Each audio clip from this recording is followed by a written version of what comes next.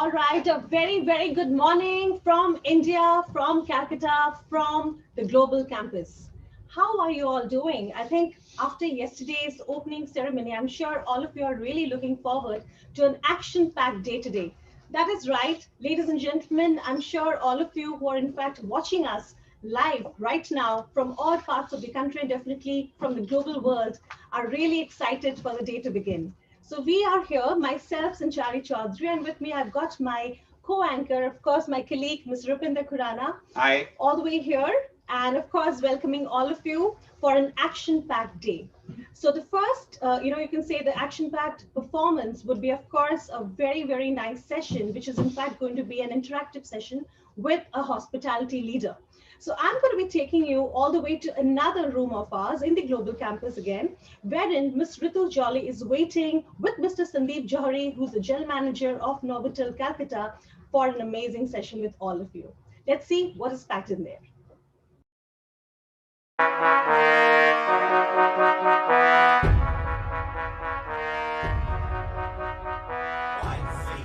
And a big hello to all the YCO participants, the mentors, judges, and all viewers here.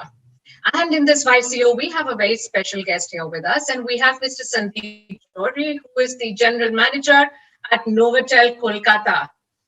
And Mr. Johari has been a hospitality professional for more than 25 years now and has spent, I think, close to 8 years with Accor Hotels. And thank you for joining us here today, Mr. Johari. My pleasure. I mean, anything that I do with IHM is always with a lot of love and pleasure. And through this, let me also congratulate Dr. Bose once again for a magnificent event that he puts up every year. I've been in Kolkata. I mean, I work for Novotel Kolkata, as Ritu just said, and I have seen the event evolving year after year. I've been here for, this is going to be my 5th year, and from the way that this event has occupied the mindset of all the aspiring hotel industry professionals, and we as hotel industry professionals think very, very highly of this event, because something like this on an international platform is doing great service to this industry. And kudos to Dr. Bose and the entire team of IHM to be able to pull this off year after year in spite of the COVID scenario. You guys have not deterred, and there is no lack of enthusiasm in what you're trying to do. So great work, guys, and good to be here and to be able to address all of you today. Thank you so much. Yeah, pleasure. Go ahead, Ritu. Yeah. Yes, I was just saying, thank you. And yes, as we say, dare to do. Dare to do is what Dr. Bose truly believes it and lives it in every which way. And yes, YCO is only getting bigger and better every year. Yeah, true. So you were asking me before we came live that how the industry has taken this COVID scenario, and how we are evolving. So I mean, right now we are in much better times, and then what it was, and it was really difficult in March last year to see and understand where would we be today. So it's actually a great place to be in, to have survived this. I mean, there have been a lot of personal and professional setbacks and situations that we would have been happier without. But I think we came out of this quite well, and the industry again has shown its resilience. The way that we rose up to the occasion of varied business scenario of COVID times, hotels being converted into quarantine centers, isolation centers, strict protocols being put in place, an industry which was known for its personalized approach, and the physicality had to get used to social distancing, the new norms of sanitization. So yeah, it's a challenge. It was a challenging time, but I'm happy to be here today to have survived all of it, and the industry has survived this and survived this quite well, and also taught us a lot. Anything, Ritu, on, or do I continue talking? Go ahead. Yes, absolutely. But it's just so correct, because our industry has actually bounced back. and I think better than what many had thought.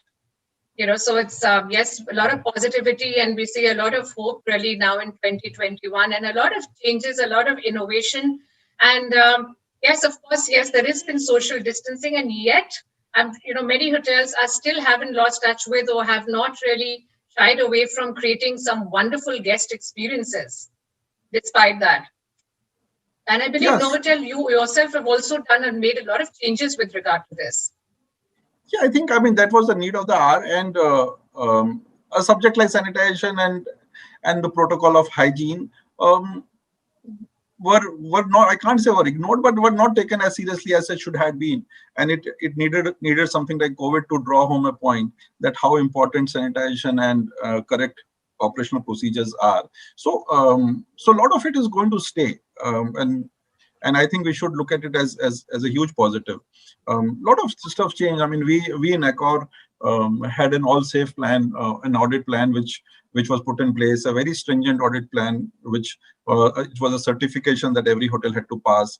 And so what we, I mean, I think every hotel did it in some way or the other. But yeah, the sanitation and the protocols that we put in place were quite strict, and they are here to stay. And we don't intend to loosen it um, as early. And it also taught us a new way of doing business. A lot of um, one way of looking at it is that the efficiency of hotels have definitely improved and increased in these difficult times, and something that we would never have imagined, that how many people would are needed to run a hotel, and in the reduced number of people in current times, we still have survived, and we now value efficiency far more than we ever did. That's on the front of the protocols and the hygiene. But I think also it also let out a lot of innovative mindset, and a lot of innovative steps that came up. People did for survival, you call it, or you call it the next normal, that lot of new ways of business came up. I mean, I spoke about how room accommodation business pattern changed, how hotels rose up to the fact that international travel is not happening, domestic Right. travel is not happening. How do you ensure that you make your product congenial for the local traveler? I mean, we at our hotel, during the weekends and during the puja and the New Year's, we formed an activity club, for example. I mean, we converted an entire floor with activity club, with a lot of activities, with table tennis happening. We have a 20,000 square feet of open terrace. We had sports games happening there. We just had cycling happening there, yogas in the morning, evening sundowner high teas. So housey as an engagement. So I mean, a business hotel like Novotel in the heart of Newtown, redefining and reintroducing a product which is high on a resort value, for example, and Right. and that and we did extremely well on that front. I mean, all these weekends and the New Year's and the puja vacation, we were sold out. A 340 room hotel being sold out only on the local traveler is a great number to boast of. And all that happened because we realized that this is the new business, this is the new normal, and this you have to cater to this demand, and then you tweak your product accordingly. So that's what happened. I mean, in our hotel, I introduced very proudly a concept called apartment dining. That for the initial period did extremely well. People were very wary of eating out, but still Right. wanted to come to hotels to eat. And in our hotel, we have around 47 apartments, and I converted the living room of the apartment as a dining space, where people Wonderful. would come and have the hotel food in the privacy of their room, wherein everything was sanitized, secure. You had personalized washroom and stuff like that. So that gave it a lot of confidence. So that was a new way of doing business, and I did extremely well during that time, wherein people would book those apartments in advance and have a quiet dinner in the comfort of the room. So a Right. lot of evolution has happened. Who would have thought that home delivery platform would be used the way that it was used by hotels? Absolutely. Every hotel rose to the occasion, and look at the innovations that happened there, and those stuff are there to stay. I mean, post pandemic, they're going to stay the way that home delivery has evolved. Every hotel, so did we. um, I mean, how to I mean, it was just not packing food in containers. It was also giving experience at home. We hotels did curated experience at home. The chefs was going to the kitchen and cooking in their kitchen and serving food to the guest. I mean, who would have imagined that a five-star hotel chefs would go to your residence and do that? So that happened. Your packaging in terms of keeping hot food hot, keeping cold food cold, serving the right temperature, right garnishes that they should be when somebody eats food. So huge evolution in terms of home delivery. Do it yourself kit is like a new normal now. I mean, you people like to have that experience of getting stuff and arranging it at the hotel and having the experience there. Your buffets being served at home, small portions. So I mean, the evolution of home delivery, I think, is going to stay, and it's going to become an experience. It's not something that people would now do it because they have got no other option. But I think they will do it because of choice, because they want to have good experience. So that's a huge evolution that the hotel industry has got into. The in-room dining, the apartment dining I spoke about is a huge evolution. What something that I'm seeing right now that's going to stay is the way that the hotels are doing buffet these days. The current protocol of buffets are going to stay. The small portions are going to stay. The emphasis on health drinks are going to stay. And it is so it's a great positive also in terms of it has reduced food wastage from all fronts. Reducing food wastage from the front of the customer, reducing food wastage from the point of the buffet, that unused food and the food which is not eaten is left back in the buffet and it used to go to waste. That doesn't happen anymore. So small portions is a way to go. Because of the restrictions of travel, the material was not coming in. Local became the new normal. What's available locally was started. I mean, people started cooking that. That's what was served in the hotel. So I think a lot of positives happened, and they're going to stay. Another one that would stay is a concept of ghost kitchen. How many kitchens came up on a delivery platform that do not actually have an address? We didn't even know. I mean, nobody knew that where this is being cooked.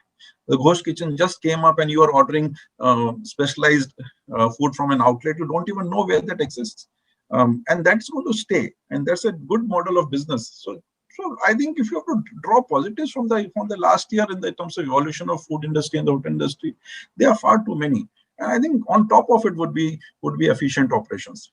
I mean, I think hoteliers today know how much better how to run profitable ventures and profitable hotels. Keeping the cost low has been the entire focus of COVID times, and those are going to stay. Nobody's going to take that away from the industry. So I think a setback or a jhatka like this is fine sometime to evolve into a better way of operation. And let's only look at positives that we can take away from this scenario.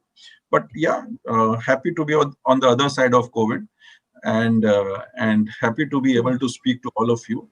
And it has always been my pleasure to be able to participate in this. And had this been a physical event, I mean, I'm sure I would have been there on all the days, enjoying the hospitality of Dr. Bose and the entire team.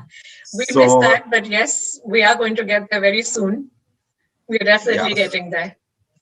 Maybe one question to you is, while we're maintaining social distances in, say, in terms of, say, food or restaurants or the different innovative concepts that you've come up with, how are we still going ahead with guest engagement?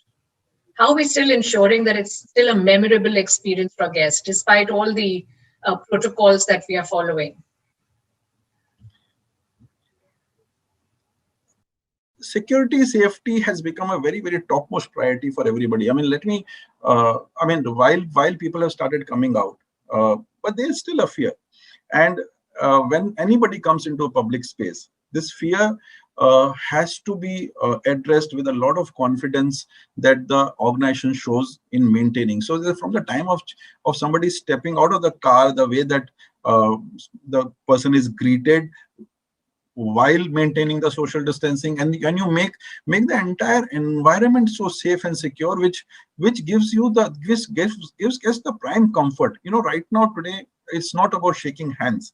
It's about giving that comfort of a setup which the guest feels it's safe, secure, sanitized, and I can not worry about this. That's the environment that is extremely important to deliver at the first point. From guest engagement point of view, I mean, nothing actually has changed. I mean, only thing, we don't stand very close, but masks are welcome, and then we ensure that we always put that. Sanitization is there all the time, and it is about efficient service. It is about friendly service. It's about uh, being there when the guest needs. But safety security, I think, is the prime concern of customers today, and that's something that I think the hotels need to address, and they need to continuously address this, and it's going to stay. Right, wonderful. What are the other trends? One is, of course, like you said, home delivery is here to stay. What are some of the other trends that you personally perceive in when we talk about food industry in 2021? As I said, I mean, who would have Kada happily and smilingly, I mean, when it would be offered to somebody walking into hotels. I mean, Kadas, the health drinks have taken over Yes. the most famous mocktails today, and it's a welcome change. The small portions, as I said, in food and beverage, is a welcome change which is going to stay. Um, from buffet, from food being dumped from the buffet to buffets being replaced with servers behind, and a sneeze guard, and those safety glasses being put in front of the food. So that's going to stay. Outdoor eating has taken a huge hit. I mean, I have a huge terrace. I mean, 20,000 square feet of a terrace that I have, and I post the wedding season, I have opened a pop-up restaurant there called a Mist Lounge, and that does exceedingly well. I mean, it had exceeded our expectation because the open air atmosphere gives people a lot more comfort in terms of safety, hygiene. So that was also a experiment that we did, and it did well, and we are happy that we did, and it still continues, and it will do till the time the weather of Kolkata permits. We will be able to do that. Yeah, and as I said, ghost kitchen is something which is a concept that the hotel kitchens are going to be used as ghost kitchens, and you will see a brand XYZ not knowing that it's being made in one of the hotels. So that's going to say the business models have definitely evolved and changed. Great. Yep. That was really interesting, and thank you so much for taking time out and being here with us during YCO. Always a pleasure being here, and wish all the participants best of luck, and you all do well. And even if you don't, you are the best platform that the education in hotel industry can provide. So congratulations for that, and till we meet again, thank you so much. Thank you very much. Wish you a wonderful year ahead. Thank you.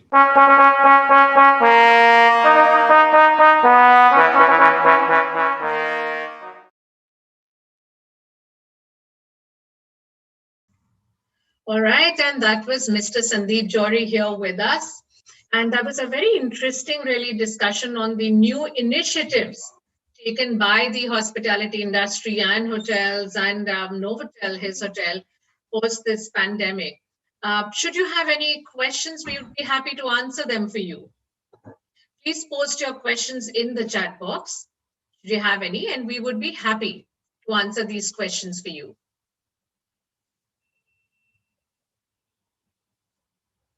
Any questions?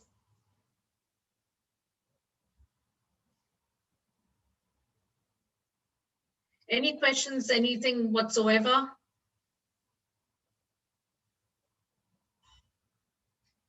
Okay, I think we have some students here. They are sending us some questions. Just allow us a couple of seconds here, and we'll see what these questions are.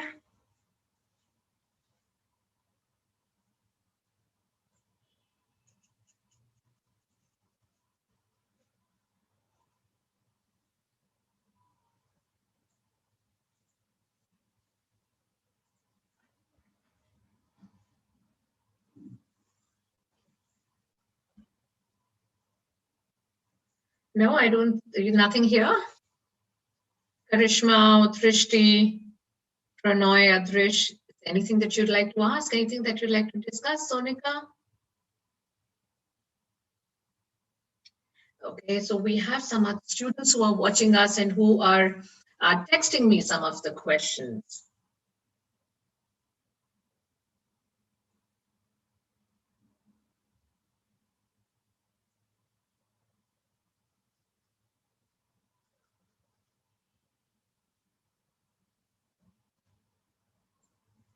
Okay, so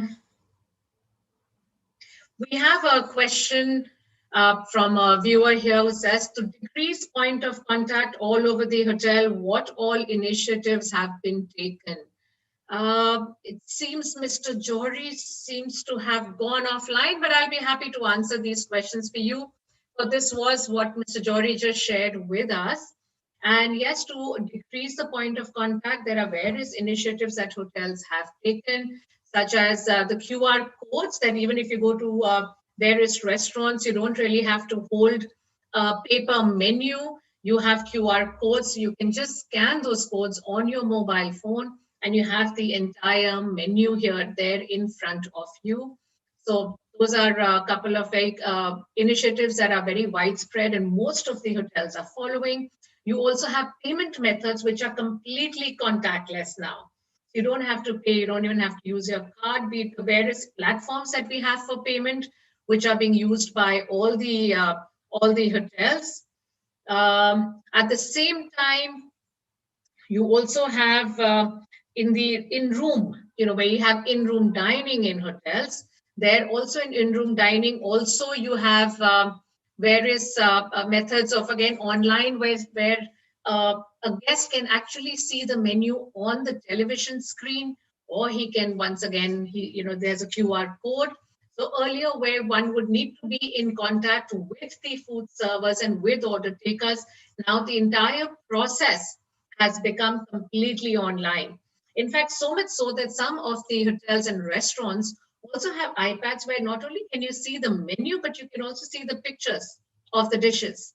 So it's a wonderful experience. Not only is it contactless, but a wonderful experience. And then, of course, of many, many innovative concepts that hotels have come up with around the world. Really little cubicles, separating, maintaining distance between tables, and little cubicles where a server actually can stand outside, and the serving tray or serving platter, which used to be round or square or rectangular earlier, now it's really long. So the server just puts the platter inside and serves the guest. So various initiatives that guests have come up with. The next question is, what are some of the possible processes being followed in the hotels to maintain budget of a hotel? Yes, and these are a couple of the processes. Hotels have been very conscious of that. In fact, sustainability has gained even more importance now post the pandemic. So yes, a couple of the budgets being followed is that to reduce wastage considerably in hotels. When we talk about wastage, means earlier where there was a buffet and one would serve and so on. But so what they would be doing is that what they have started, in fact, doing now is to where the chef pre-plates whatever there is. So rather than a live buffet where you can go out and walk around and serve yourself, now you have the entire whatever is on the buffet is given to you. There's a menu given to you. You choose your dish, and the chef will pre-plate it and given to you. So smaller portions with just, portions for one individual is now served, considerably cutting down on the food cost over here. And so yes, those are a couple of the very popular measures to cut costs in the hotel. We have quite a few questions coming in here. And we have the next question is, what all challenges does the room division face after pandemic in maintaining SOP in aspect to guest expectation? Yes, one of the most, I would say the most popular or the most, a guest expectation which is very widespread is the safety and security of guests. That is very widespread. So when a guest checks out, it's all about, is the room really ready for guests? Has it been sanitized? How do you make the guests feel safe and secure that yes, you are in a safe environment where there is no traces of any kind of virus or infection from any previous guest? So these are some of the challenges in order to get the room ready, in order to sell the room, because business is really picking up, and certain hotels don't even sell the rooms before, say, 24 hours. If a guest checks out, the room is actually quarantined, kept aside for 24 hours before another guest actually goes in. And at the same time, of course, another a very common challenge here would be that as the guest interaction is the contact with the servers has reduced, it's of course a challenge of actually still creating some excellent expectations, still creating some excellent moments, magical moments really for the guests over here. Yes, safety and hygiene is a very, very important aspect as every step of the way through a guest stay at the hotel. It's the price of individual buffet in the room costs the same as restaurant charges. If not, how come management can get more orders over here? So yes, the buffet prices are that would differ from hotel to hotel. Is in the room cost the same as restaurant charges? Well, what the restaurant charges is would be firstly the buffet is not really served in the room. The buffet would be served at the restaurant. In the room, what you would be charged is, at the room, what you would be served is your in-room dining, which is usually a separate menu. The buffet would be at the restaurants when you go to a restaurant to dine, and that's where the buffet would be. So that cost is very separate. What you would order in the room would be a la carte, where you would be charged, guests would be charged the individual amounts for each dish. Uh, Yes, and I think the last question for today here is that when hotels like Novotel, would they provide their own food delivery for the guests? Yes, there are many hotels. We don't have Mr. Joria, like I said, unfortunately, has seems to have lost connectivity here. But yes, most hotels have started their own delivery. They have started home delivery of their food. You can enjoy it. In fact, many of the leading hotels are now available on the various food aggregators such as Swiggy and Zomato and so on, wherein you can order the food of the restaurants. So gone are the days when hotels would keep their menus really hidden. Now you can just go and order, see their menu online and order food over there. And one more question before we go back to the studio here, to the other studio, to Sanchari and Rupinder, is that when the vaccine arrives, will the hotels also take the initiative to vaccinate their employees? And yes, the vaccines have arrived, and most certainly the hotels will take the initiative. In fact, it's the government directive of first it's the healthcare providers and then the senior citizens and so on. And I'm sure all of us will be vaccinated and all of us would be really safe and forever, once and for all, say goodbye to COVID. So thank you all for joining us. That was a really interesting session, and a very big thank you to Mr. Jory, who's not here, but yes, a very big thank you for taking time out. He had a meeting schedule, so I guess he's one of there. So I thank you all very much, and back to the studio to Rupinder and Sanchari.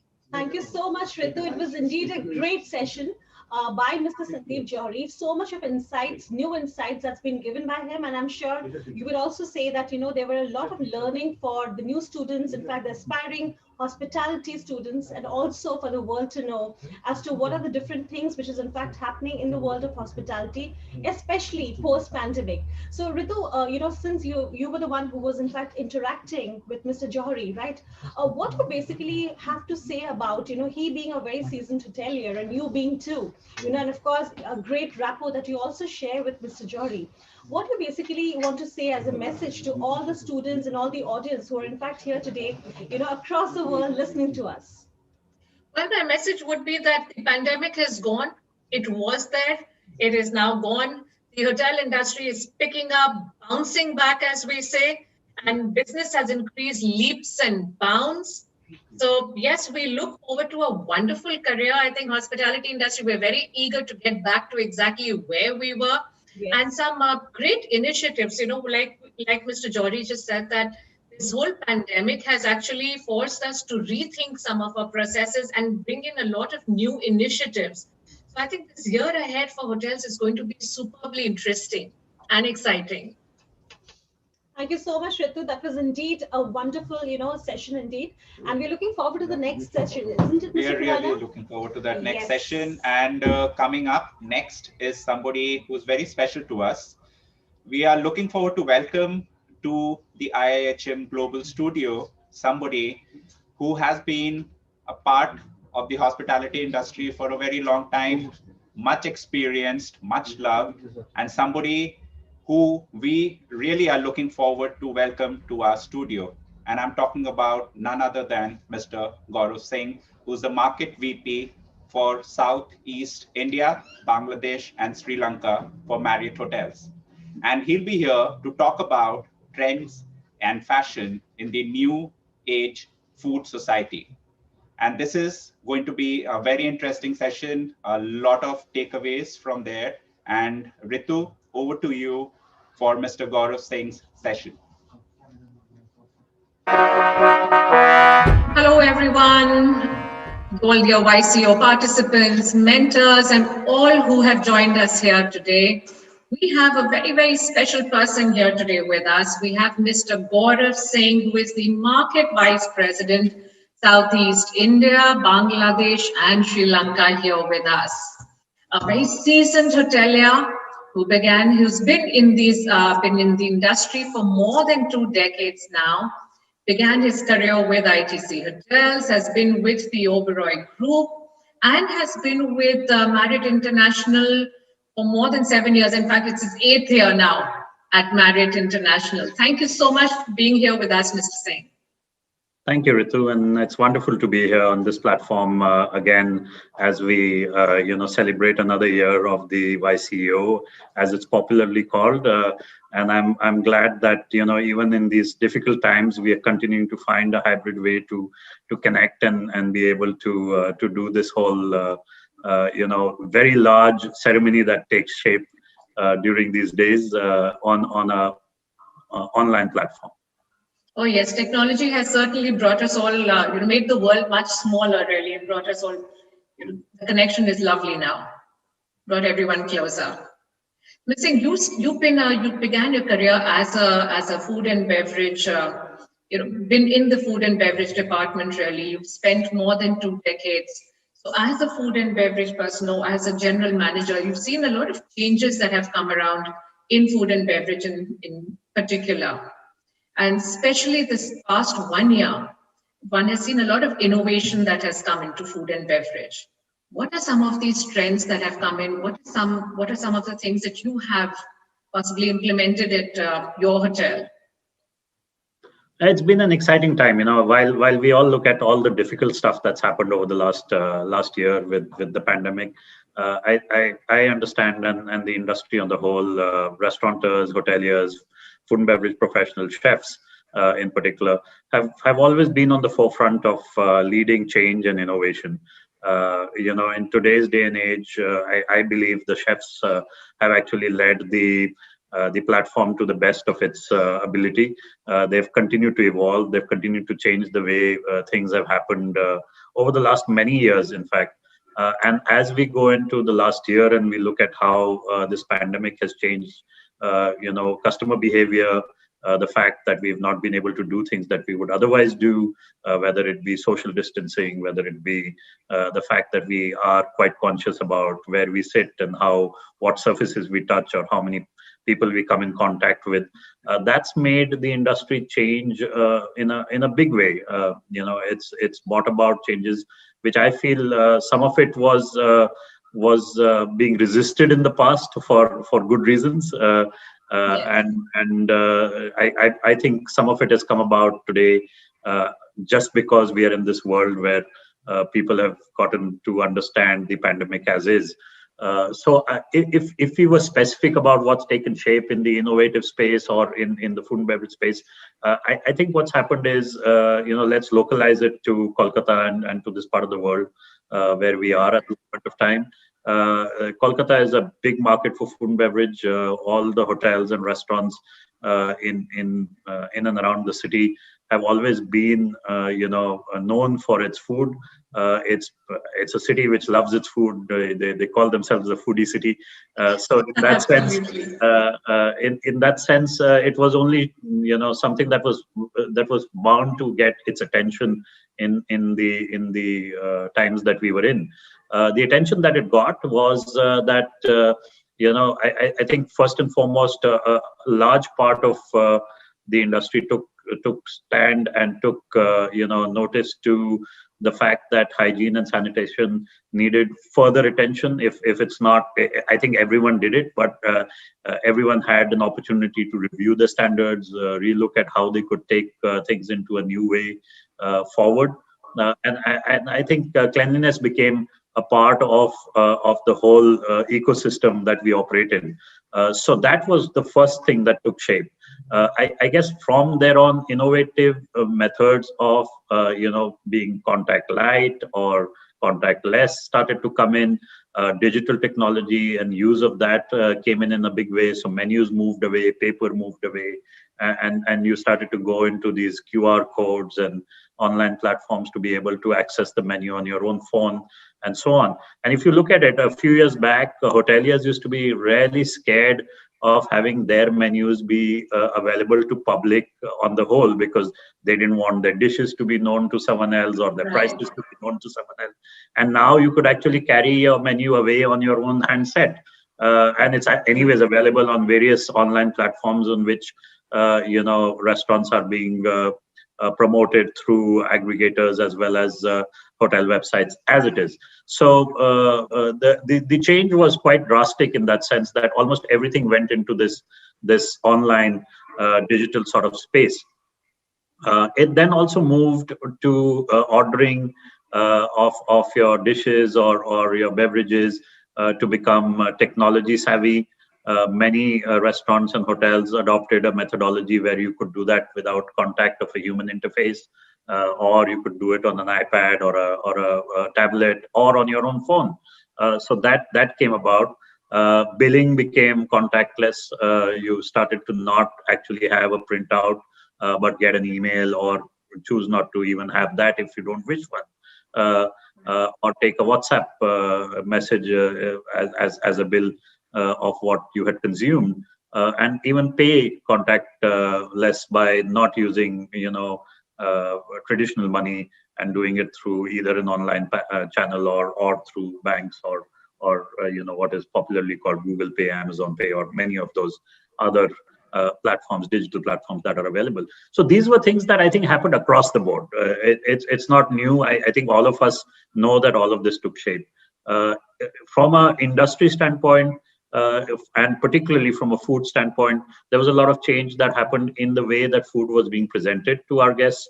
I think chefs started to innovate to say that let's minimize, one, the contact, two, any sort of wastage in the times that we're in. So start to do everything fresh, do it in mini portions, do it live or do it on the table, and be able to do it without having too much of wastage as a possibility in any form. In the earlier part of the world, you'd see large buffets, extremely large scale, a lot of food being moved around here and there, and that got scaled down in size possibly, maybe not in variety, but in fact, if anything, it became fresher and better in the ingredients and the opportunity of getting a meal in a better way, which the chefs really stood up to and were able to innovate with. I think that was one big change that happened as well.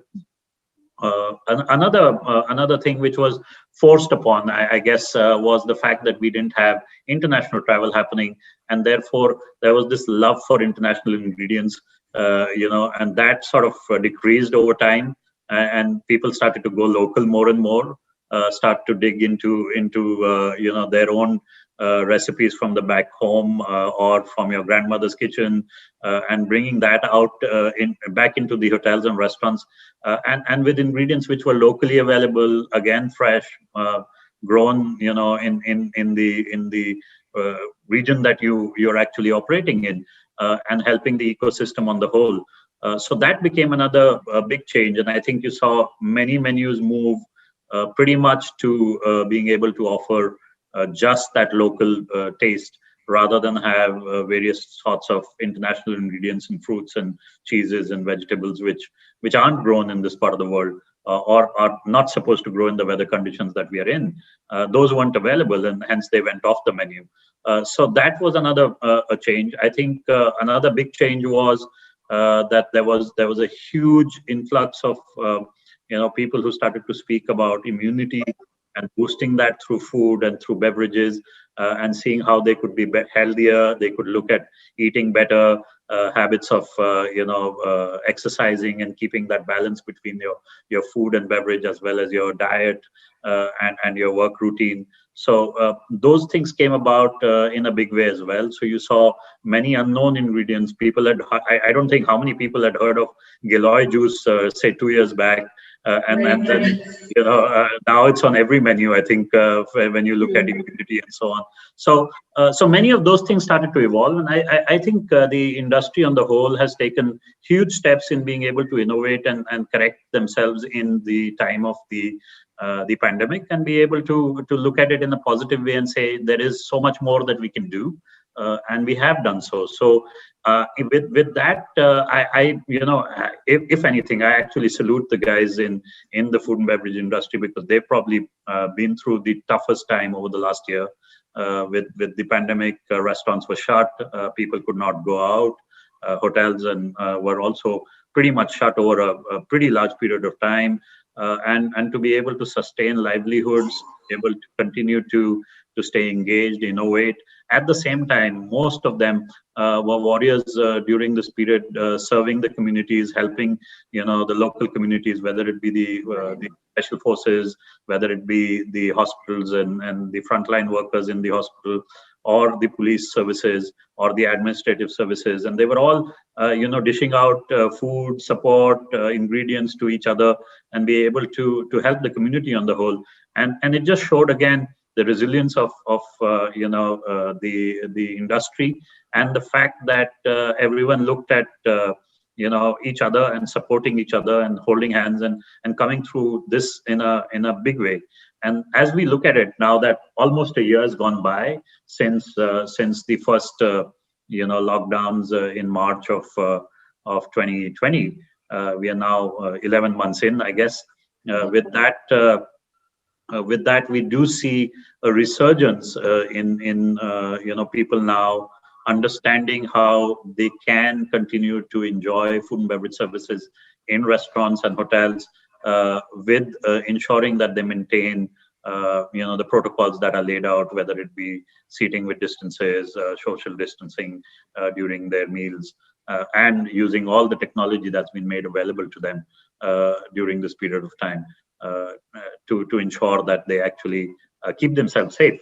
So those are in a gist, and I think that's capturing a lot. But in a gist, that's what really took shape over the last 11 odd months.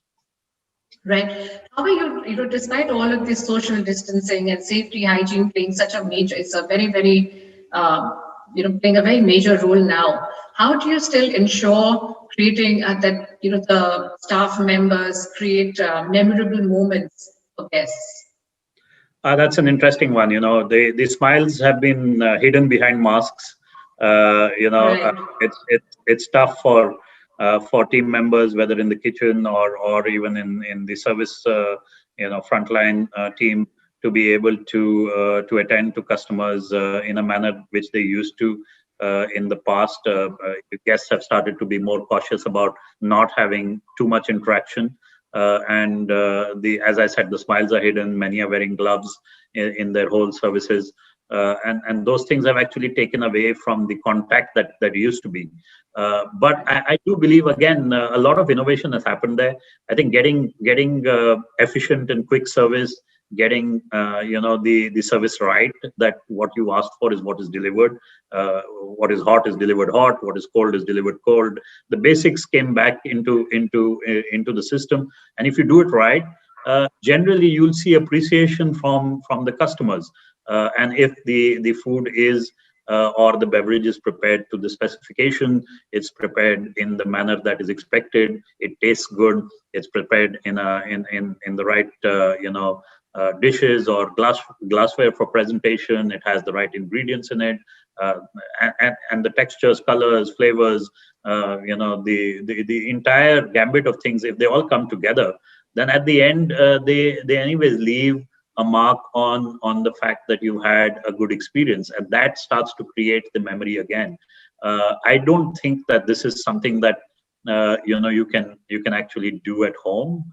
At home, you'll be able to experiment and maybe figure out one or two dishes here and there.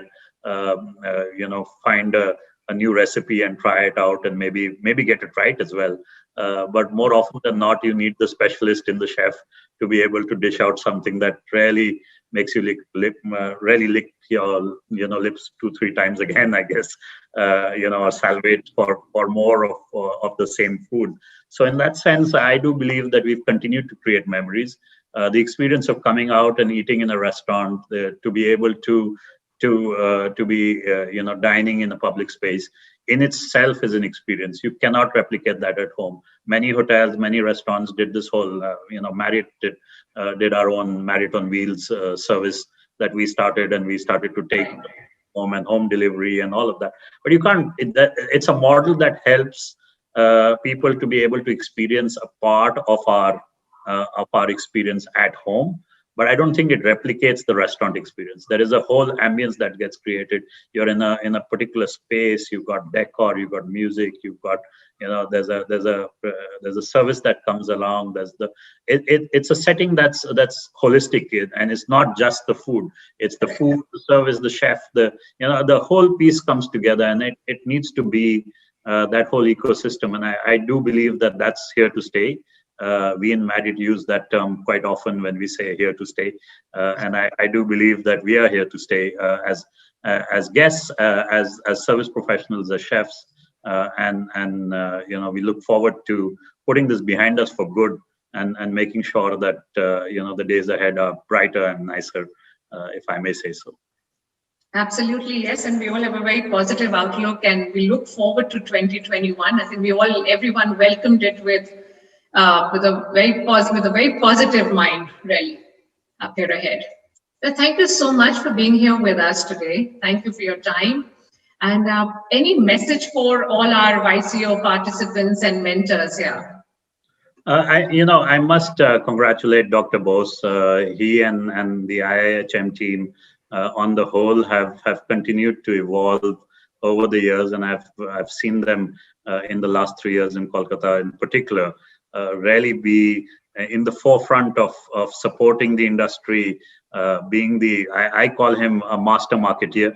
A person Absolutely. who's always out there pushing his agenda.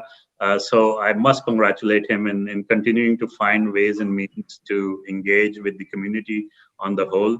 The YCO and the Young Chef Olympiad, as it's called, is a great platform for finding young talent across the world. Internationally, so many participants. I believe last year you had 50 odd participants. Right. And we're looking at the same this year, in fact. Which is phenomenal. So, to have 50 countries represent, and I was there for the ceremony live when we could be there, to be able to see, the parents, people who were accompanied by their guardians, and these young kids, all in their, probably in their late teens and just about the early 20s, pushing the brackets of becoming chefs of tomorrow. It was just wonderful to see, and to get that all under one platform. I do give full regard to IIHM for that, and wish you all the real success in the future. Thank you so much, and thank you for connecting with us virtually with all the YCO participants and the YCO team here. Thank you so much. Thank you very much. Thank you. And wish you all the very best for the year ahead. Thank you. Best wishes to you and your team. Thank you.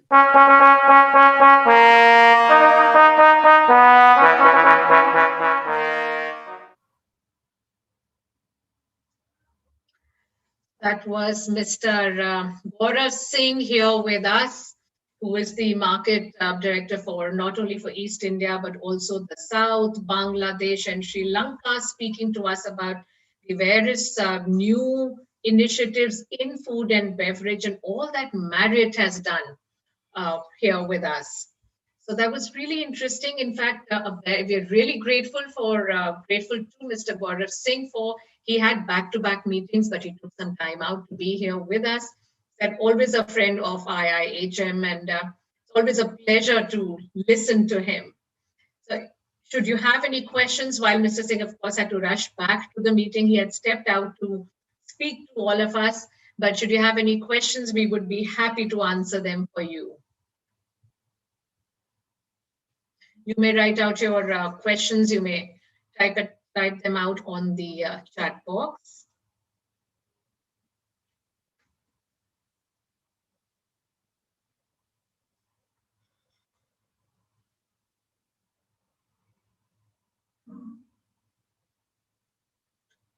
And let me just see, should we have any questions here?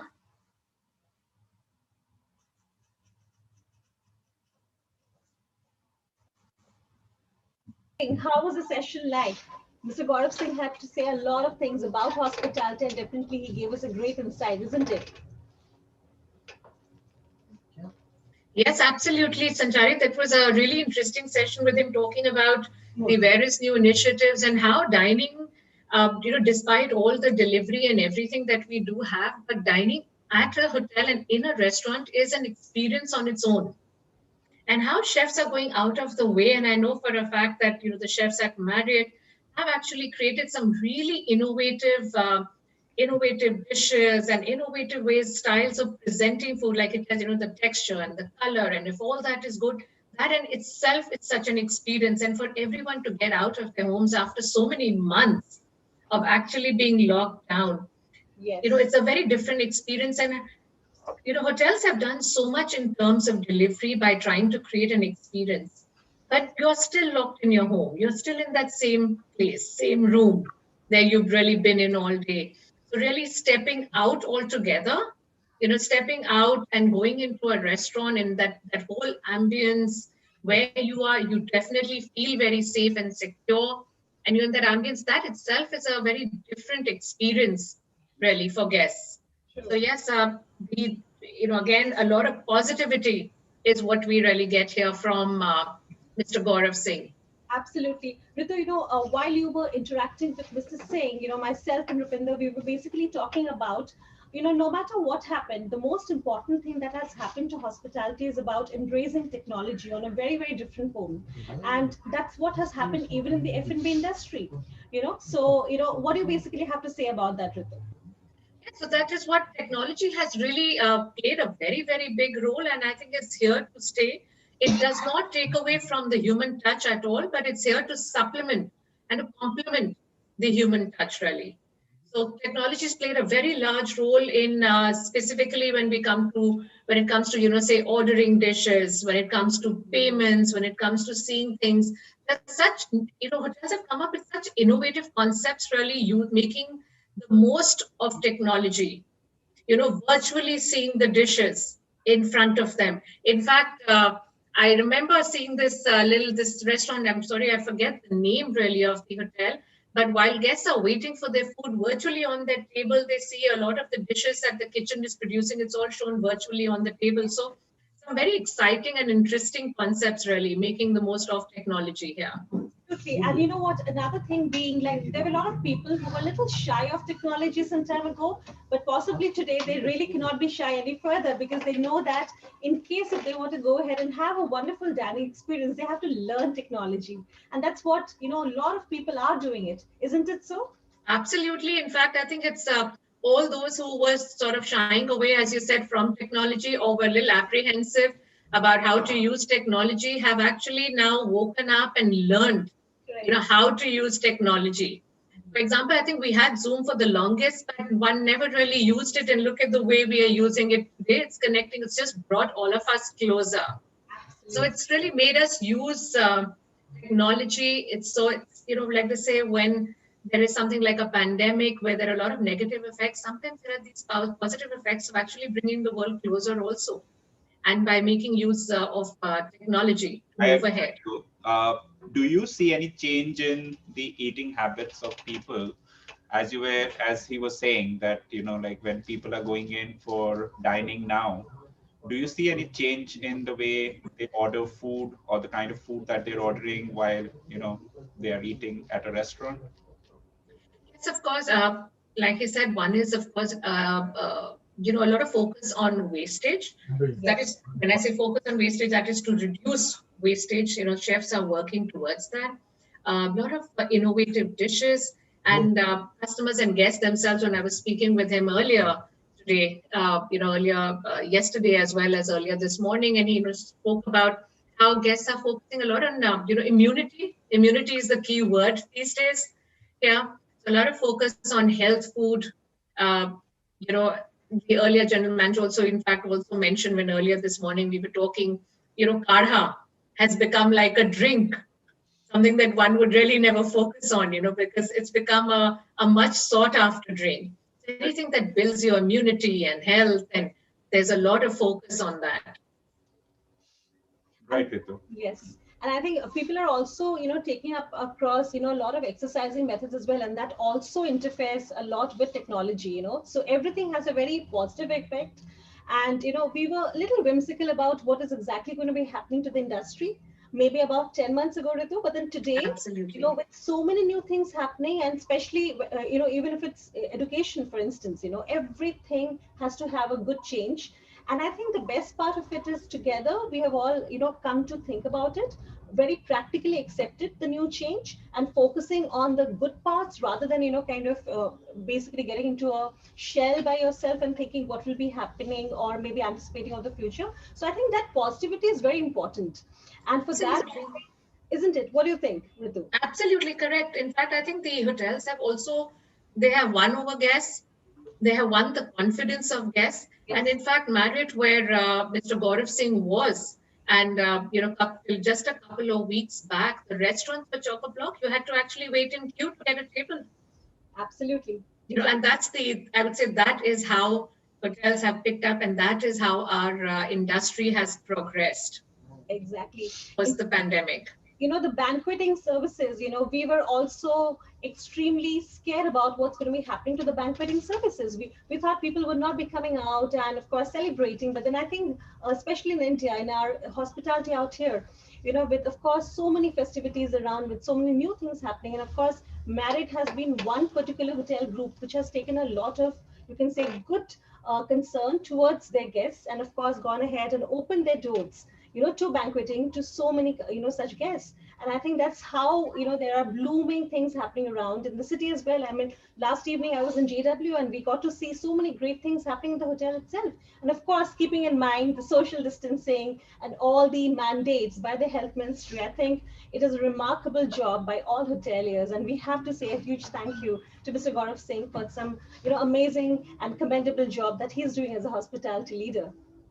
Absolutely, yes, Sanchari. We are very grateful to him. And of course, we look up to Marriott for all their protocols. They very strictly, in fact, follow all the COVID protocols to ensure safety of their guests as well as their employees.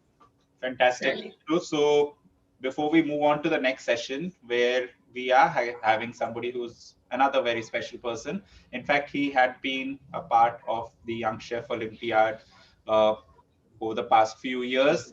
Unfortunately, of course, due to the pandemic, he could not travel down to India for the competition this time. But then he joins us right now in the IIHM Global Studios. So over to you, Sanchari, to introduce our next guest. Exactly. So a very, very special person again, once again, who joins us here. Of course, one of our chief judges for YCO, and of course, the program director at P2 at Hong Kong. Chef Andreas Muller has been extremely close to us since the time YCO, Young Chef Olympiad, conceptualized. So he's here today for an amazing, amazing culinary demonstration that he'll be going ahead and making for all the students who, and of course the audience who's watching us. So he is there with us today, Chef Andres Muller, and along with you, there would be a special conversation, and of course he will also be available for a series of questions that I'm sure the audience would be wanting to ask him post the session.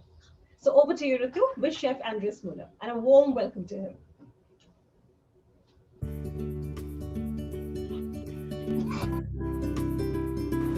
Welcome to the International Culinary Institute. I'm Chef Müller and I'm here today to demonstrate a very French practical dish, sole d'Uglerie.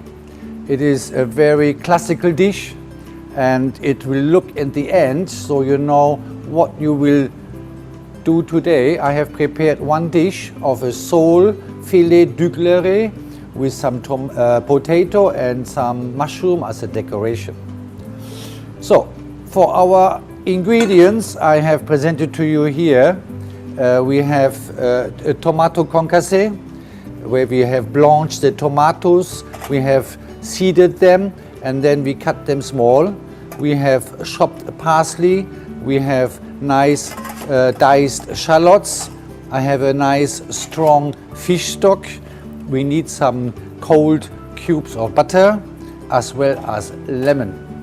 For our mise en place I have 3 containers, one for plastic, one for food waste, one for paper. I have my ingredients, my mise en place, my fish. On my stove I have a saute pan, I have ladles and spoon, my white wine, my seasoning. We need a cover to cover when we are poaching the fish fillets. Right, let's go and prepare the fish. Right, in preparing our fish, this is a flat fish.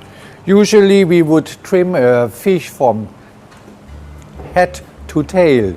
In a flat fish, we're gonna start from the tail to the head. What we need to do is we make a small incision in the back tail piece that we are able to grab the skin with our index finger to loosen the skin. We will take a paper towel to pull the skin off.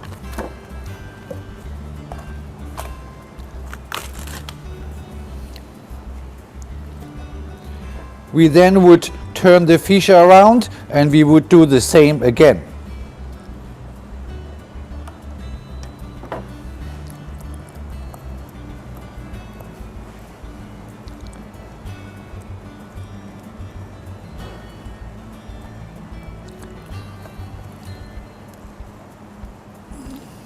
The paper can help you to take a grip of the fish. Right, once we have taken the skin off, we will start to fillet our fish. This fish has 4 fillets, 2 on each side. This is the top of the fish, the fillets are bigger. We insert our knife in the center and go along the middle bone. With the knife tip, we use a fish knife, we're gonna slowly loosen the meat from the bones.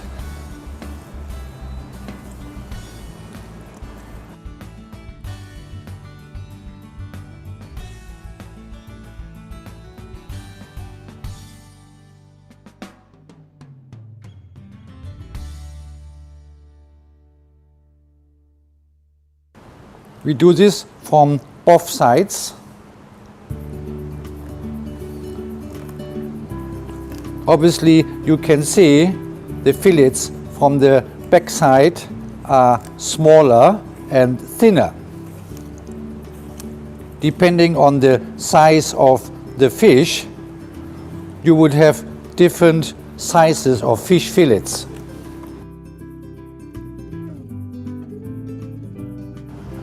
The fish bones are kept for fish stock. Once we have filleted our fish, we now trim the fillets.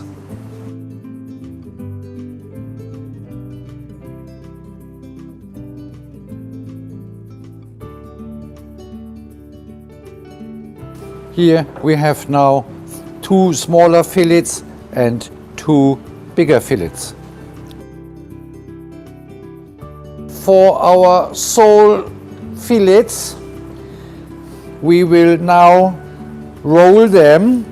The skin, the softer part, will be outside, where the further sticky part will be inside. So all what we need to do is we need to roll them, and for our dish, depending on the size of the fillets, we may use 2 or 3 fillets. Because we have quite a small number of fillets, we have one larger one and we may use 2 smaller ones. We make sure that each side closing will hold the other one. Right, so this would be now ready for poaching. Right, in our saucepan we have a little bit of oil, and we're gonna add our shallots.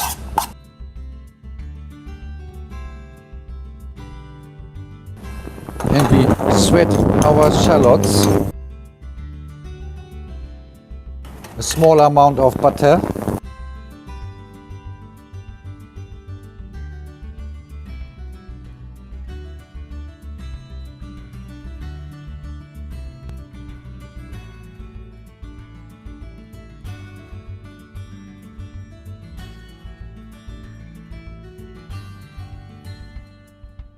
Three spoons of our fish stock and a little bit of white wine.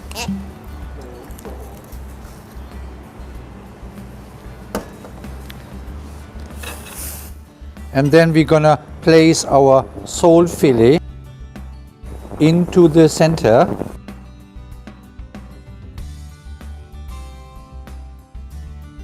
And garnish each one with the tomato concasse, as well as some parsley. This one we will now poach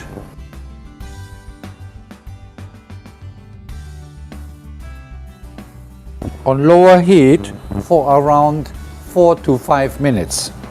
The moist in the fish will now penetrate the other stock, and we will have enough stock in the pan so it doesn't really get too dry.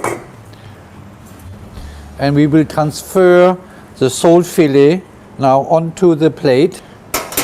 We then add a little bit more of our chicken stock, bring back the heat, and add a little bit of lemon juice with some salt and some white pepper.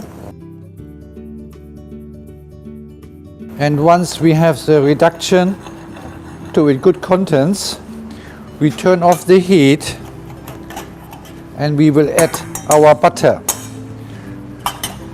and make an emulsion by melting the butter with the liquid. Once the butter has incorporated into the liquid, we taste our sauce and then pour our sauce over the fish fillets.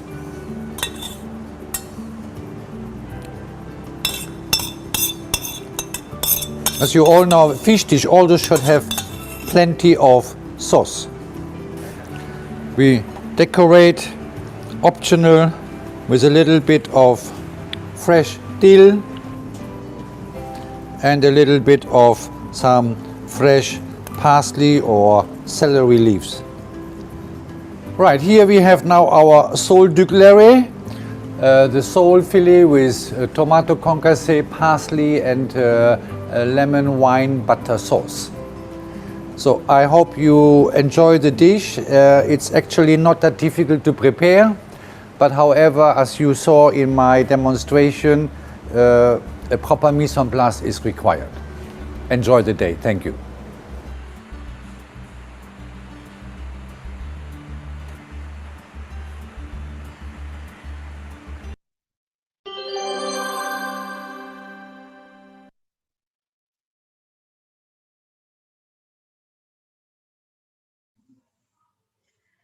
Thank you, Chef Müller. That was really nice. That was lovely here.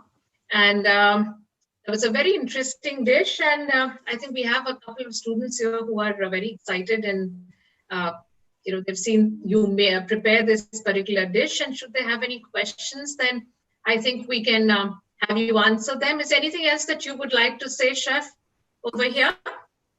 Good afternoon, everybody. Many young students here. Yes, we have a lot of young students here, as well as others watching on YouTube and other from the other studio also. Yes, as you saw in the video, this is a very classic French cuisine dish, and it's prepared with a sole fish. Of course, in today's modern world, you don't need to have a flat fish. You can use any type of round fish. The actually meaning for this is that you have to, of course, poach your fish originally. Today, if you want to live more healthy, you want to steam it more, that's not a problem. But the main point on this fish is the decoration, which consists of the onions, the shallot, the parsley, the tomatoes, and of course, beurre blanc, a butter sauce. Original, the dish is actually served on a bed of tomatoes, but in today, I realize many chefs end up either cooking the dish on the Italian way or having a total red butter sauce. So I put the tomatoes inside the bottom, I put them on the top so that they keep their color. You can see the tomatoes, and the sauce will not affect the red color. Right, absolutely. So we have a couple of questions, Chef, that's coming in from the audience and from the students here. They said that can we, okay, so let's see what. Can we make any recipe that we like? Oh, this is from the competitor, I think, right? I think, yeah, they're talking about the competition over here, yes. Yes, they're talking just about asked that. me some other question about preparation work, yes. Right. So we do have some questions coming in here. So one of the questions is that, is there any other fish that can be used to prepare this, other than sole? Is any other fish that can be used? Of course. This is just called because of the sole fish was available, very French, very authentic. Any kind of fish can be used, of course, preferred a white fish. Yeah, so a codfish, a snapper, this can be used, a sea bass, but there is no restriction on the fish itself. It's the way how you prepare the dish and what you put into it. Right. Okay. Lovely. And also here, we also have some more questions here where they want to know what was the name. They'd like you to repeat the name of the dish and what ingredients to use.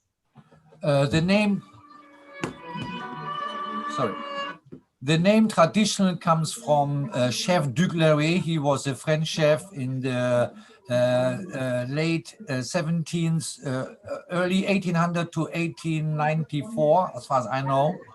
He was a very renowned chef working for the Rothschild family, and he prepared this dish. He actually prepared several dishes. The most popular dish would be a pomme Anna potato dish. But I have here produced the fish sole Ducleré. Again, it is authentic with a sole fish. You don't have to have a flat fish. You can use any type of round fish. The priority here is indicating that you're gonna have definitely tomatoes available as a bed with shallots and butter sauce. Butter sauce in French, a beurre blanc, is an emulsion of the fish stock together with some cold butter, so it doesn't separate really. And of course, chopped parsley. I stay here in our institute. I'm teaching at the moment classic French cuisine. I stay very authentic. I do have all those students telling me, oh, can I add some rosemary? Can I add some garlic inside? I don't like tomato. I want to have pumpkin. This you all can do, but you cannot use the name à la Ducleré. You can call it Ducleré style or Mr. Müller, Chef Müller style. So I very emphasize to my students on the authenticity of a classic French cuisine dish. Today you can interpret this and you can change the ingredients, and then it is more like a contemporary dish, and then you can put any name. I mean, if you want to have a little bit of gold leaf on top and a little bit of a curry powder, then we call it a la Dr. Bose. Okay, then we have a dish created only for Dr. Bose, right? So this is all about creativity. Okay, there is no limit for creativity. However, in a training program where it is, we have many training programs in a classic French cuisine, I need to emphasize on staying classic. I have no space for modern or contemporary cuisine, because it is a code recipe of promoting the heritage and the culture and the birth of French cuisine. Right, absolutely true. Yes, we have to stick to what is really authentic. And similarly, we have some more questions pouring in here, Chef. We have a student who wants to know that can a river or an Indian fish be used to make this dish? Of course, a river fish, of course. You have to understand, this sole is a very light fish. A river fish can have also, of course, can be very earthy taste. A mackerel fish, a river fish, can be very earthy. So you just maybe have to add a little bit more flavor into it, you know, to overcome that richness of the fish. The solefish is a very light fish. So actually the white wine lemon butter sauce with the parsley, with the tomato would be perfect. If you have a river fish, you might have to add a little bit more shallots into it to get the flavor more out, you know.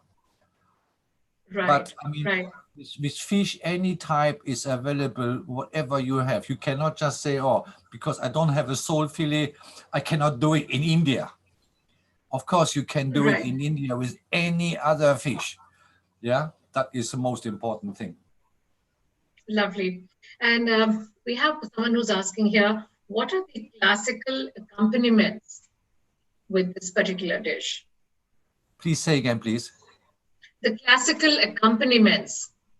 The classical accompaniment. We have a saying in this French cuisine. If you have a light fish, you serve with a light starch and a light vegetable. You don't have to, I mean, everybody today, food is gonna mix and match everything together. I have students want to serve a heavy French gratin potato with cream and garlic, but the fish is a very light fish. And actually the fish also has to be served in the way to think about the season of the fish. Solefish is not all the time popular in the season, right? So if you have a fish dish, you should always serve a light starch, either a rice, a grain, maybe couscous with it, maybe a wild rice, a red rice, maybe some very plain cooked potatoes, what I have shown in the picture, but stay away from heavy deep fried or oily based vegetable or oily based potatoes, which gonna be too heavy on the fish. Pasta normally is not served in the Western style with seafood. Yeah, it's maybe served here in Hong Kong, very famous because people love pasta, right? But we don't normally serve in the classic cuisine pasta noodles with a fish dish, unless it is a special made noodle with this one. A small ravioli would be good, but not a heavy Italian pasta. All right, that was really interesting. And I asked the students here, should you have any other questions with regard to what Chef just demonstrated a while back or about culinary? You will not, it's a brilliant opportunity really to interact with one of the world's best chefs here, who's coming right live here with us. So if there are any questions, please post them in the chat box and Chef would be happy to answer them for you. Hi, Ritu. Hi, Chef Andres. Hello. Hi, Sanchari, yes. Chef Andres, first of all, thank you so much for joining us today. This is definitely session that we've just seen. Thank you very much. Thank you. So, Chef, basically, we want to understand, like understanding the audience that we have here today. I mean, we are able to see such, small kiddos all over, joining across, and this basically shows how much of interest, students, in fact, and even kids today have at a very, very young age. And it is so amazing to basically have all of them come over and watch this demonstration of French classical demonstration, and of course go ahead and raise question that gives a lot of emphasis on the interest of culinary arts across the world.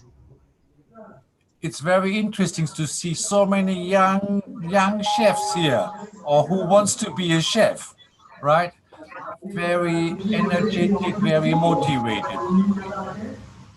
Chef, today happens to be the first day of the world level competition that we're all anticipating is going to be a blockbuster event, the seventh season of Young Chef Olympiad. And what is your message to all the, the contesting candidates across the world? Of course, for the competitors, for the mentors all over the world, this is a fantastic opportunity to be engaged in culinary, to show everybody that we are back. We have never, as Mr. Dr. Bose yesterday mentioned, as Mr. Dr. Foskett yesterday mentioned, we have never been isolated. We have always tried to do our duty, bounce back. I think our trade is the only trade who's been needed, non-stop, beside the medical ones. To the competitor, it is one of the best competition. You definitely will learn how to, this is a new norm, to make use of AR, VR, AI in today's learning teaching methods. It is perfect competition because actually you are in your own corner where you know already your own institute. You cannot say, oh, this is different because this is not my kitchen. I'm in India. Now you're actually at your own kitchen space.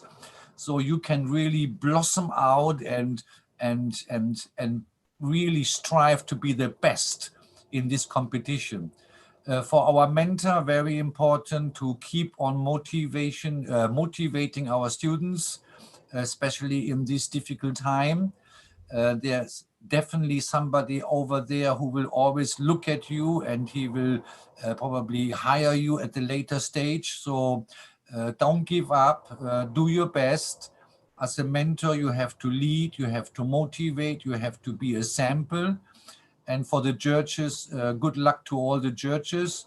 We welcome all the regional judges, the country judges who will help us to taste the food, to help to make a decision for our online judges, that we can identify the best of the best.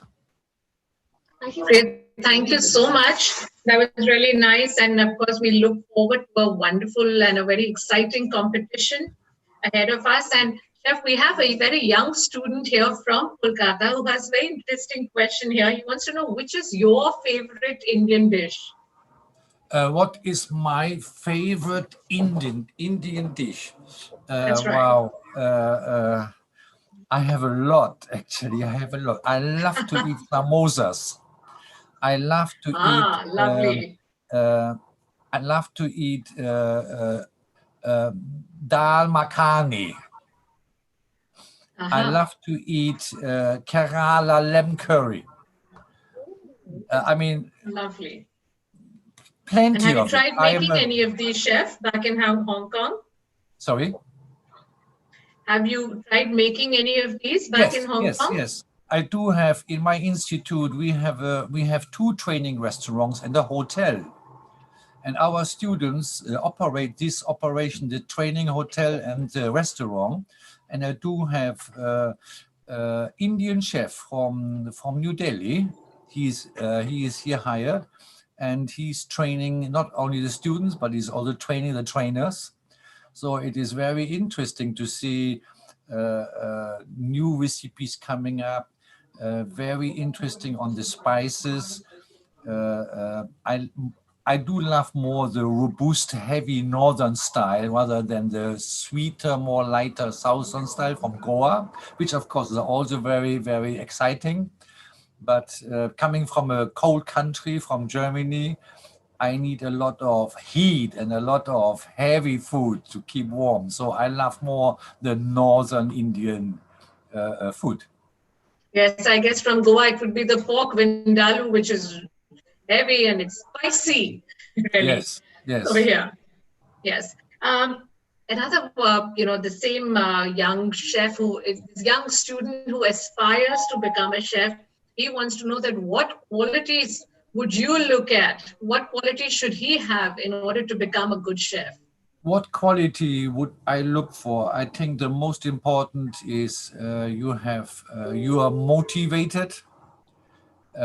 You like to create. You have to be creative and passionate. Very important. I don't need to have a students who has to be a high school degree. That's not important. It's somebody who has passion to follow a way through. And today it's not easy to find passionate students. Yeah, it's not all about money. Everything takes its time. I was not very smart as well. I only put my normal school, and here I am through passion, through motivation to always look for something new, that you can strive a long way. Yep. Something that I would like to talk about you. Uh, I've seen you over the years. Every time that you come into, for the judging time at the Young Chef Olympiad, I've always seen you that you're very, very methodical and precise in what you do, and that's something we really need to learn from you. And how important do you think is for the students to be, very, very organized, very methodical, very disciplined in the way that they go forward? That's very important. You have, or I have seen very organized chefs or humans. I have seen very messy people as well. As a German, we prone to be very organized, and that has come for me very handy when people hiring organized peoples. We have a system, and it's the same with home. If you have a messy home, I think it's time for your parents to teach you to be organized. And once you have this system inside you, you will pass it on to the next generation. And to be organized is important to see ahead what is coming. Uh, some people have the skills to be maybe unorganized and they know exactly where is everything. As long as they can survive, that's very good. But I have to teach my students to be very precise. There are rules why you have to do it. Otherwise, there wouldn't be any rules. And to only learn to go further is we allow anybody to make mistake, as many as possible, but from mistake you learn. But you need to be organized. I You agree. need to be organized, and you need to organize. You need to have a set of understanding that at that moment you can have fun, you can have a messy place. At that other moment, you have to be very, very strict. So why don't you directly look ahead, be motivated, be organized, and then see from there what happened?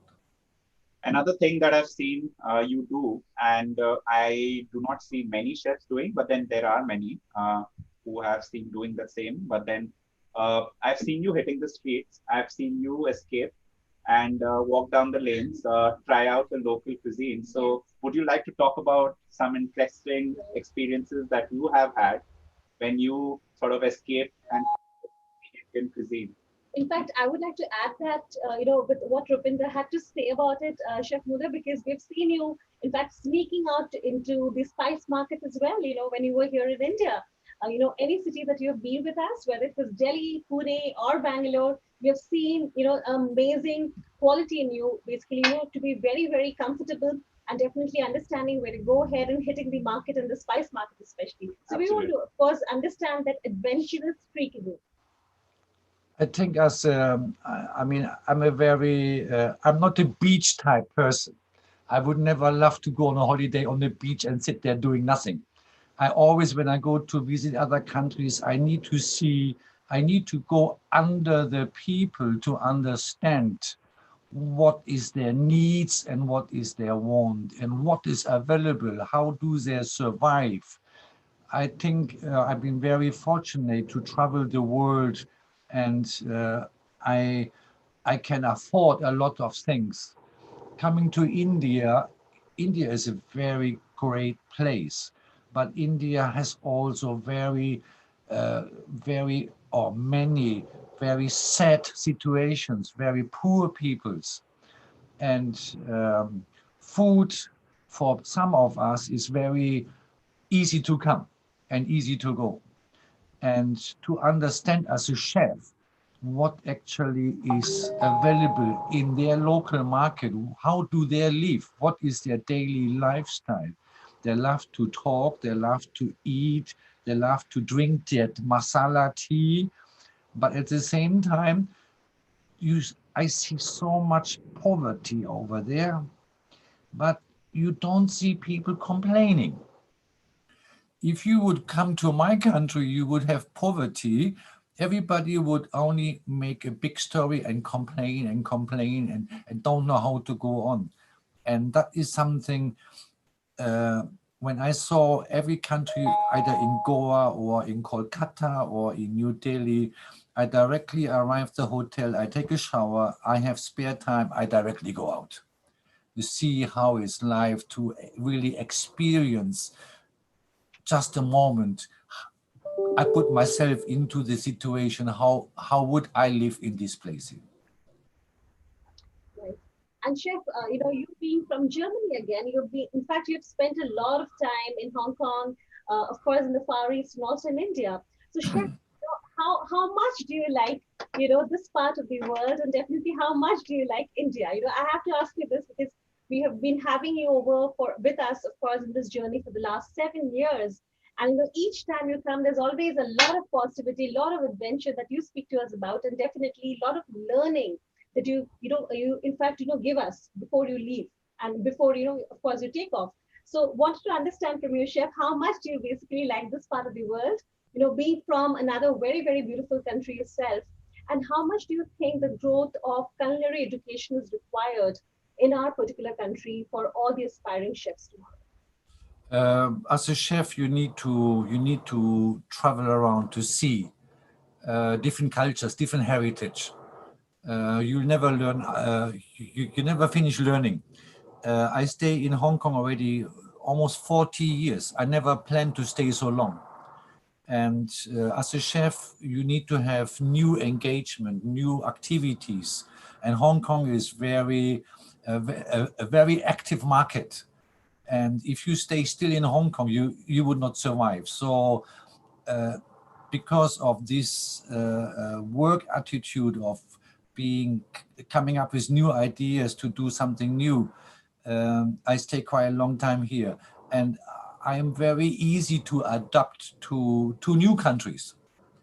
But I also like to review new countries, and I think India would take a long time to finish this one, not only by 5 or 6 visits. Doing this again here with YCO, yes, of course, due to COVID, it's impossible to travel, but it is really not the same because when we've been over there, of course, that feeling of you are in the center of India, you are part of a different nation, that makes it very interesting. Right, Chef, that's really nice. Sanchari, we have a very interesting question here. As a key word, Chef, these days is immunity food, and everybody's focus is on immunity food here. So we in fact have a question here from a viewer here who says that what kind of food would you suggest really to boost the immunity? I have to be very clear. As a chef, I see any type of food is medicine. Food is medicine. It all depends on how much you take of everything. Every food you take in is a medicine to your body. If you eat too much, you misuse it. A doctor would tell you the same thing with medicine. I would say in this period of time, have more fruits and vegetables. Stay away from too heavy proteins. Stay away from alcohol, too much alcohol. A glass of wine would be good, but alcohol is not good for your immune system as well. Try to, yeah, of course, move around. I mean, I'm now doing a lot of hiking now on the weekends, and I feel myself more refreshed, more vitalized. Normally, I would not have so much time. I would go out and dine and party, right? But this is a good time to refresh and eat less oily food. I have normally I will skip my dinner in the evening. If I need to eat something, I will eat before 6 p.m. It's gonna be a habit that we always eat quite late, either religious wise or just because of a pure habit. And if I eat in the evening, I only eat either fruits or yogurts. I don't eat much heavy food anymore. Sometimes when I'm really hungry, once a week, I might have, like last night, I had a pizza, but I was hiking all day yesterday, so I would balance it out, right? But stay more healthy. I don't want to say you have to be vegetarian, you have to be a vegan or anything you can eat, but do it on a measurement, right? Lovely, chef. And now, so now we know the secret of your fitness. Of my fitness, Yes, absolutely. This is the secret of your fitness, maintaining a very strict regimen of the right diet and exercise at the same time. I think not many people don't know. I'm German, but I don't drink beer. Ah, okay. I And think that would be very a rare phenomenon, I would say, really. yes, I'm a coffee person and maybe tea or water. I don't like fizzy drinks. I don't drink Coca-Cola, Sprite, Orangina. No, I stay away from this. Coffee, yes. Tea, maybe I have, yes, a glass of wine, but I don't need to have every day a glass of wine. I don't drink beer at all, only when I'm really, really thirsty in the summertime. And that takes me a long time. So water is the best health. Lovely. That was really nice, Chef. Thank you so much for joining us here today.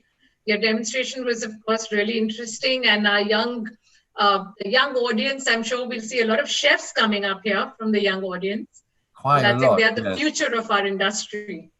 Very good. Very good. Thank you very much indeed. Thank you. Studio, I would like to say a huge thank you. Myself and Rupinder, we are very, very overwhelmed. And here. We definitely will be seeing you very often, Chef, with a competition around the place. But then, yes, this was a very special session. And thank you so much. Thank you very much indeed, everybody. Thank you very much. Thank you. Thank Bye-bye. you. Bye. Thank you so much, Ritu. And now we're going to be taking a small break. Yes, I'm certain the audience since morning have been having a great time. Yes, we have the competition starting in a few hours' time, but then before that, we have got a very, very enterprising and definitely interesting, fact sessions by some hospitality leaders, which is in fact started since 10 in the morning. And we are so happy. Mr. Kurana, what do you think? The youngsters who have been there, watching these particular sessions, learning so much from various schools. So much to learn from Exactly. experts. And, this is what true learning is all about. When you hear the experts come and tell you by themselves as to, what is the requirement, because you are all aspiring to be tomorrow's hospitality professionals, and each one of you need to absorb all these experts, whatever they're talking to you, the kind of knowledge that they're imparting. It is important that you really make a note of all this, because this is your class. This is something that you would want to make a note of and apply in your daily life. Because when you heard Chef Muller speaking about how he is very precise in his approach, he's very disciplined, he organizes everything, his day is very precise. Yes. So this is something that you need to learn from, adapt, because this is important as a professional wherever you go, whether you decide to become a chef or you get into any other facets of hospitality. It is important that you organize your day well. And for that, what you need to do is take some time out the day before, and have a diary, something like this. Exactly. All right. We always do so. Just note down the kind of appointments that you have. And if you're a student, you don't have too many appointments. I know you have appointments, but then make a note of how you're going to utilize your waking hours. And at the end of the day, go back and reflect if you have been able to successfully go through the day. So this is what the true learning is all about, and all on the sidelines of the Young Chef Olympiad, which is giving you this opportunity to hear such experts from different parts of the world to come and talk and talk and talk and let you know about what they have experienced through their career. So this is what true learning is about. And who else brings you the true learning but International Institute of Hotel Management? All right. And right from the global studios, where we are having experts after experts coming in and talking to you and explaining to you and demystifying hospitality for you. Absolutely, Rupinder. I think we've got an amazing genre of, you can say, respective audiences this time. We've got young children, we've got, of course, older children, we've got, you can say, teachers, educators, hoteliers, even housewives. Everybody is, in fact, looking forward to the Young Chef Olympiad competition. In fact, we are so overwhelmed to have a great response of students, students from all across the country who are, in fact, logging in to watch and definitely see the demonstrations which is being done by these hospitality leads. And so much of learning, just like you very rightly said, having this organized in the time schedule is something which is amazing and overwhelming for us. So ladies and gentlemen, please do not go away anywhere. We're going to be taking a very small break, a very, very small break. And once we are back, with a bounce, we would be, of course, having another great hospitality leader who will be joining us in the studio here in some time. So over to our great AVs, which are going to be played right now by our wonderful IT team. So just stay there. Don't go away too far. Yes. The next session starts off in another few minutes.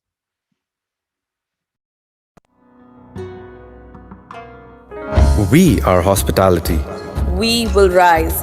We will not fall. We will stand tall. We will answer the call. We will bounce back. There'll be days when things seem bad.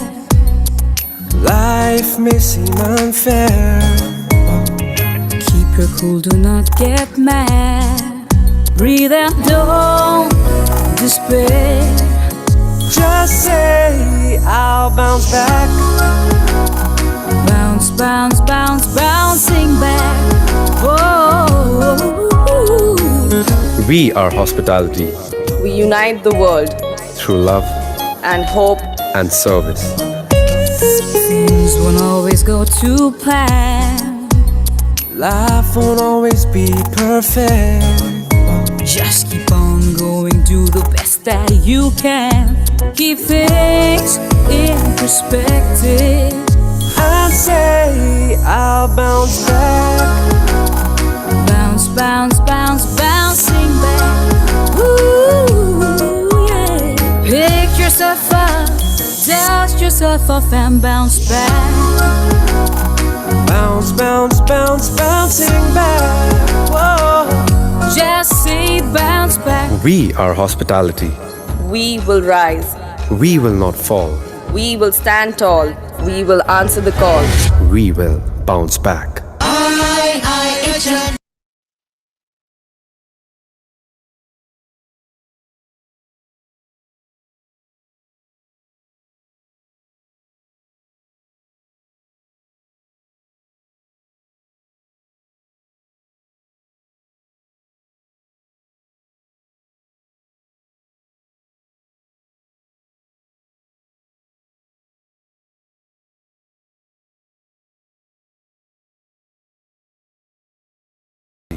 We will rise.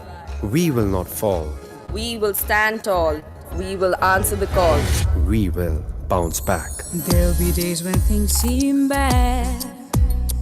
Life may seem unfair. Keep your cool, do not get mad. Breathe and don't despair. Just say, I'll bounce back. Bounce, bounce, bounce, bouncing back. Whoa. We are hospitality We unite the world through love and hope. and service. Things won't always go to plan. Life won't always be perfect. Just keep on going, do the best that you can. Keep things in perspective. And say, I'll bounce back. Bounce, bounce, bounce, bouncing back. Ooh, yeah. Pick yourself up, dust yourself off and bounce back. Bounce, bounce, bounce, bouncing back. Whoa. Just say bounce back. We are hospitality. We will rise. We will not fall. We will stand tall. We will answer the call. We will bounce back.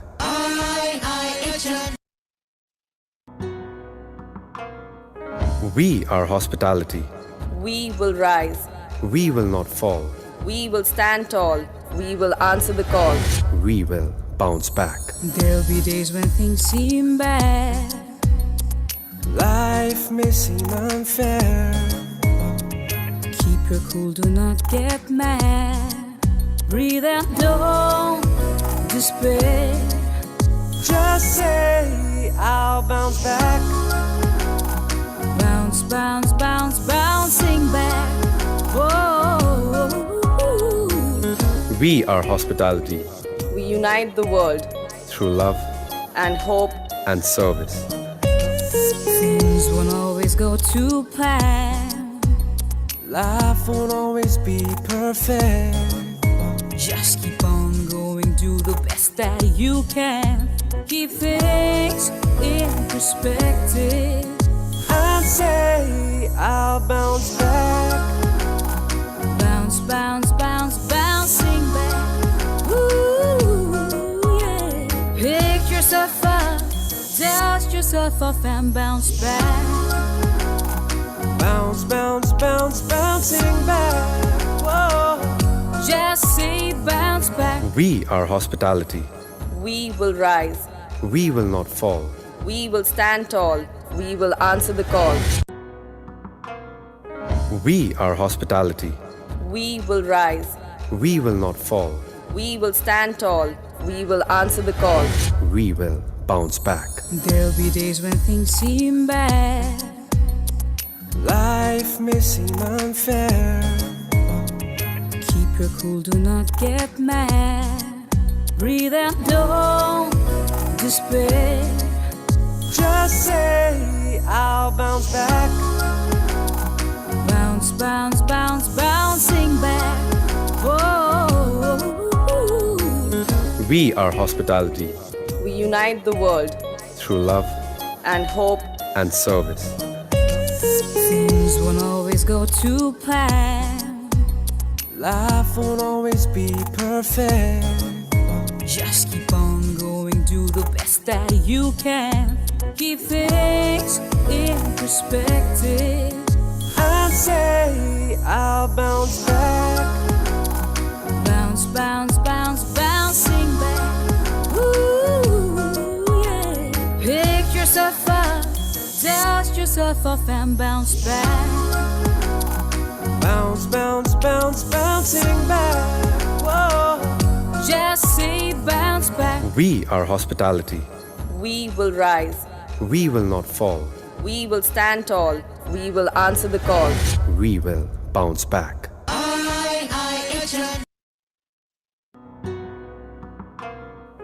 We are hospitality. We will rise. We will not fall. We will stand tall. We will answer the call. We will bounce back. There'll be days when things seem bad. Life may seem unfair. Keep your cool, do not get mad. Breathe and don't despair. Just say I'll bounce back. Bounce, bounce, bounce, bouncing back. Whoa. We are hospitality. We unite the world Through love and hope. and service. Things won't always go to plan. Life won't always be perfect. Just keep on going, do the best that you can. Keep things in perspective. And say I'll bounce back.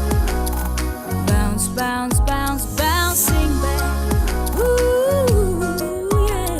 Pick yourself up, dust yourself off and bounce back.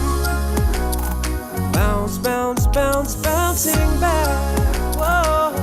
Just say bounce back. We are hospitality. We will rise. We will not fall. We will stand tall. We will answer the call. We will bounce back.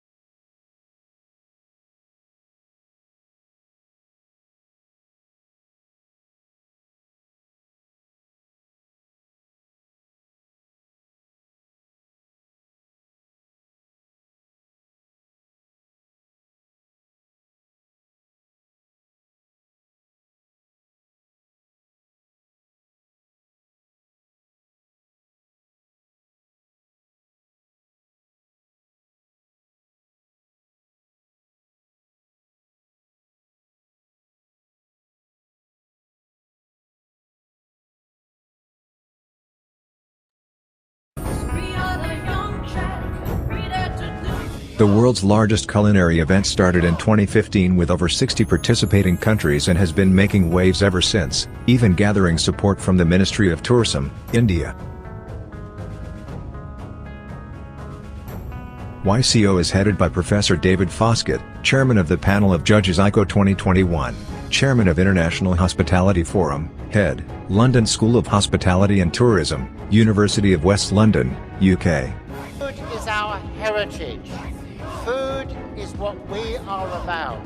It's part of our socialization. Along with celebrity Padma Shri chef Sanjeev Kapoor as principal judge.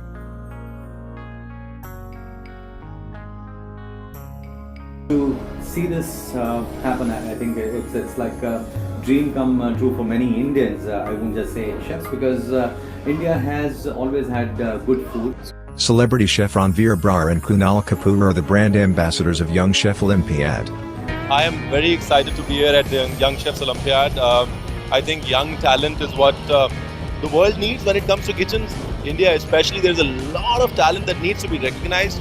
Forums like these, which I'm really excited to be a part of, help recognize the talent at the right time and give it that encouragement at the right time. So the Young Chef Olympiad with the IIHM, I think it's a great initiative of grooming young talent who are passionate about food and cooking and making them the proud chefs of tomorrow for India and for the world. So for everybody at IIHM, first of all, it's a great space to be in. Hoteliering is the most comprehensive management course you can have. It teaches you marketing, production. You know, it is like becoming a mini CEO. Like the previous years, YCO 2021 promises to be yet another magnificent event as almost 60 countries gear up to unite on a virtual platform. The excitement, tension and determination will remain the same and every participant will show their zeal to win the coveted YCO 2021 trophy. YCO has also been a platform towards important causes like sustainability, which was the theme of YCO 2020. YCO 2021's theme is Culinary Challenge for Hope, as everyone looks forward to moving towards a positive 2021. Spearheaded by the leadership of Dr. Suborno Bose, Chairman, YCO Global Council, and the indispensable guidance of Professor David Foskett, the vision of uniting people through food has truly brought the world closer. YCO has always been a melting pot of talent, culture and friendship. Distinguished Indian and international chefs along with culinary icons such as Chef Chris Calvin, Chef Enzo Oliveri, Chef John Wood, Chef Brian Turner, and Andreas Muller add value and glitz to the competition. While the world is waiting to experience the biggest virtual culinary battle for hope, YCO 2021, we know it will bring forth new ideas, innovations and add great impetus for hospitality to bounce back. We are the young chefs. We will rise. We will not fall. We will stand tall. We will answer the call. We will bounce back. There'll be days when things seem bad. Life may seem unfair. Keep your cool, do not get mad. Breathe out, don't despair. Just say I'll bounce back. Bounce, bounce, bounce, bouncing back. Whoa.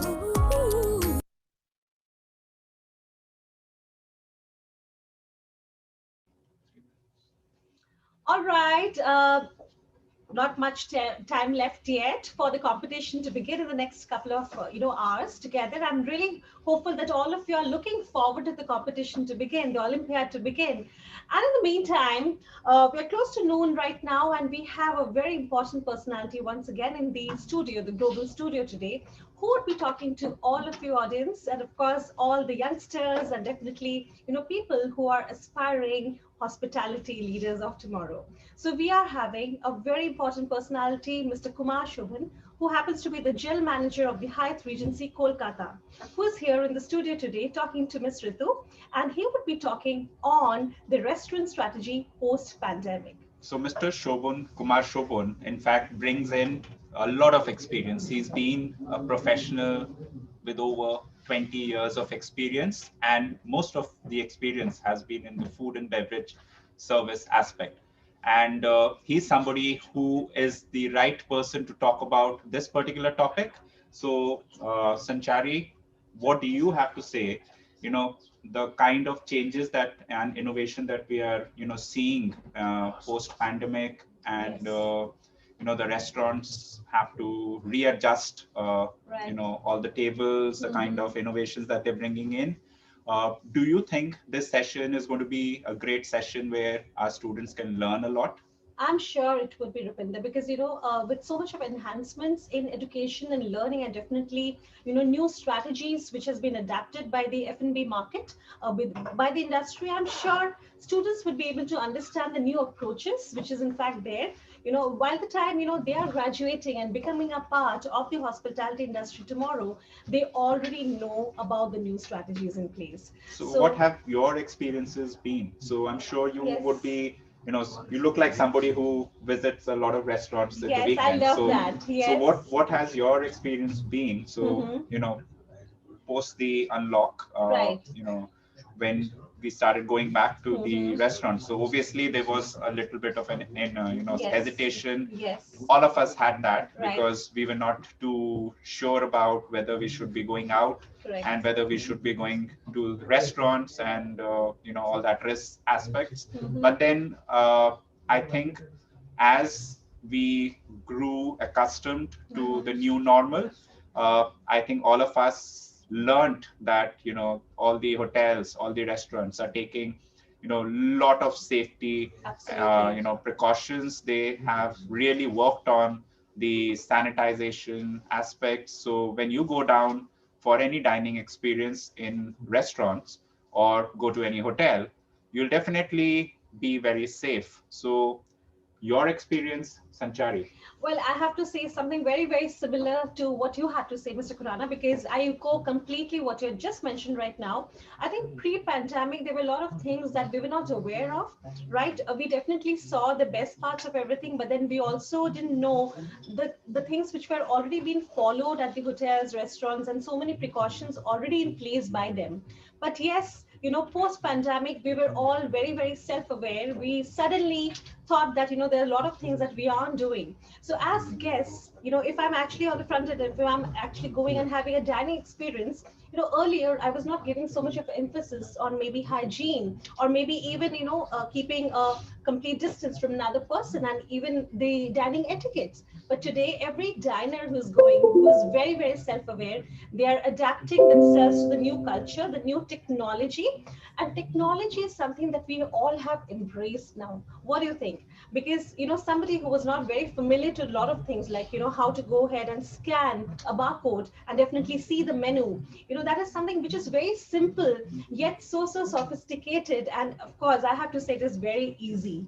So we might be having an earlier hinge that, something might be a little difficult, if you're going to a hotel sitting and not having the usual menu card, and having something to scan on. But I think once you get a complete hint of it and you're able to do that and experience that, comfortable. And I'm sure for everybody who loves eating, who loves, dining out, I think you should not be having any hesitation anymore. Please go ahead and have a wonderful time with your family and friends. And of course, that ways even our F&B industry, our hospitality industry would be, of course, striving for the best. Absolutely. So, our guest is here, and we are ready to welcome him to our IIHM Global Studio. So, over to you, Ritu, and welcome Mr.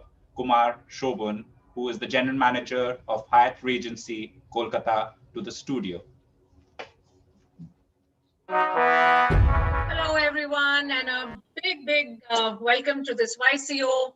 A big hello to the participants, the mentors, judges, and all the viewers today. And while this YCO is on, we have Mr. Kumar Shobhan here with us. Mr. Kumar Shobhan is the General Manager at the Hyatt Regency, Kolkata. He's been a hotelier for more than 2 decades now, and is a true food and beverage professional, I would say, right? That's where he began his career. So welcome to this session, Mr. Shobhan. Thank you so much for taking time out and being here with us during YCO. Thank you, Ritu, and it's always a pleasure to be part of ICO for many years now, and knowing what the success is and what the efforts go into the entire YCO program. Amazing. And this time, I'm sure it's going to be much better because it's virtual. Unfortunately, we are not seeing the wonderful participants around, but then we are watching them virtually. So it's a good thing. Yes, absolutely. Yes. And at least thanks to technology, I think it's just made the world a lot closer. Correct. Really. Absolutely. The world much smaller, I would say. Absolutely. Really. Yeah. I would really like to, as you are a hospitality, and I would say more than hospitality, a food and beverage professional. Having been a food and beverage professional, we've seen a lot of changes in food and beverage in specific. Correct. Of course, over the years and now post this pandemic, we've seen a lot of strategy that has changed. When it comes to restaurants and marketing of restaurants, a lot of introduction of technology, digitalization really has changed the entire hospitality industry per se. Yeah. But if you look at specifically in food and beverage and restaurants, how has your strategy changed? So I know it's been a learning year for a lot of hotels and a lot of food and beverage establishment, and where we come into play is that, okay, we decided that we need to change. We need to change the traditional way of operating a restaurant or a hotel. I think we quickly adapted to it, starting from March itself. And I think 23rd March was the lockdown when it started. And 29th, we were out with our delivery menus. I mean, five-star hotels would have never thought that, they will reach out to the customer through their delivery channels. But then we have to change, we have to adapt. And we did it pretty nicely with the rest of the, in Calcutta itself. So, focus is now more on reducing the carbon footprints, if you ask me, actually. There's less money spent on printing and stationery than, and that money is being diverted into hygiene and safety measures, which you are taking in the restaurants. Um, the focus will be more on digitalizing. The focus is more on spending money on digital channels like online menus. How do we operate our in-room dining? How do we operate our specialty restaurant? How closer we come to the customer. So, I mean, some changes. What we did was we started working on an app internally, which was for in-room dining customers. We call it HRKIRD app, and it's like a microsite. So we thought that we were supposed to remove anytime the compendiums, which are traditional way of putting room service menu in the room. We removed it, and then what next? So we placed the QR codes in the room, and then guests started. We got a lot of feedback from the customer saying that it takes time, and we don't want to scan the QR code, and then we still have to call up. What can we change? So from there, we thought that okay, let's work on something called as IRD app, and we formed a team of our food and beverage professionals in the hotel. We looked at a lot of questions which a customer would ask. We did a lot of empathy interviews, and then we came up with an app which we just launched 2 days back, actually, if you ask me. So if you are within a radius of 2 kilometers in the hotel, near the hotel, you can order online, and the food will get delivered at your room without any human intervention. So you can pay online, or you can charge to the room. That is quite 2 days. In 2 days time, after the beta testing and all, 2 days time, we actually saw a lot of orders coming through it. The team is happy because they don't have to keep taking the phone calls every time, and sometimes the order gets missed. So it's kind of seamless. So that was one change which we are very proud of, which we did. The second is that from a larger buffet concepts coming to newer concepts of having mono portions of everything. Sorry, mono portions of everything. So the buffet is still there, but chef plates it now. So if you want to go on the breakfast buffet and ask for a puri bhaji is still there, but chef will portion it for you on a plate with 2 puris and a little bhaji and a little garnish on top of it. So it changes the whole look and feel of what you're eating. The brunches have changed drastically. So brunches are all about, again, individually portioned. Yes, we still have biryanis, we still have kati rolls, we still have chicken a la Kiev, but these are all individually portioned and served on the table. So that was another concept which we did. Then we came to the contactless payment. We never thought that we will reach out to free charge or to QR code for payments for the hospitality industry, but we are doing it. So that has been very successful. So these are few changes which we did over the period of time. Specialty restaurant, one of the specialty restaurant has shut down. We kind of closed it, but we did not let guests not have the wonderful dishes from that restaurant. So we introduced the same food and used it in our coffee shop. We have a section which is called as Gucci restaurant menu, where we are still serving the Gucci dal and the ran and everything. So yeah, overall, we did a wonderful change. We adapted to the situation pretty fast. Right. So a lot of innovation, really. So, tough times, I think, sort of push us to innovate and to think differently and move ahead really differently. What do you, through all of this, through all these changes, how do you still ensure a lot of guest engagement? How do you still ensure a personalized experience and a memorable experience, really? That's a wonderful question, actually, Ritu. So during the pandemic, we could not have guests in our hotel, and we thought that, okay, how do we reach to our guest? So we have an umbrella called as Hyatt at Home, and it's a big umbrella where everything from Hyatt can be delivered or as a service or as a product at home. We utilized that umbrella of Hyatt at Home, and we formulated that, okay, if the guest is not able to come to us, what all can we bring to him? Can we bring him packed food, which is a very normal thing? You can place an order and the food gets delivered. Can we bring a kit which guests can cook themselves with the help of our chef? So we came up with a concept called as Cook Like a Pro. And so Ritu, as an example, if you are bored of ordering from outside and you want to really cook something special from the Italian restaurant or from the Indian restaurant, so we will send you every ingredient, including the garnish, the salt, the butter, the oil, everything pre-packed. Wow. With a menu printed and also a link to a WhatsApp where the chef will come live with you, not a recorded, but chef will come live with you and he or she will explain it to you how to cook it and how to plate How it. wonderful. So that was another successful work which we did. Then the next one, which was very popular, was the weekend brunches. So I mean, the brunches was not happening. People were scared. So we said, okay, let's bring the brunch out to the guest. So under the Hyatt at Home umbrella, we got the brunches out for the guest.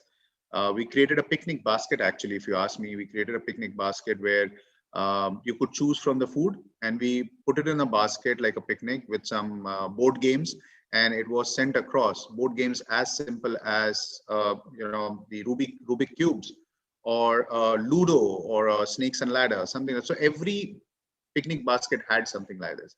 So we never stopped engaging ourselves with the guest.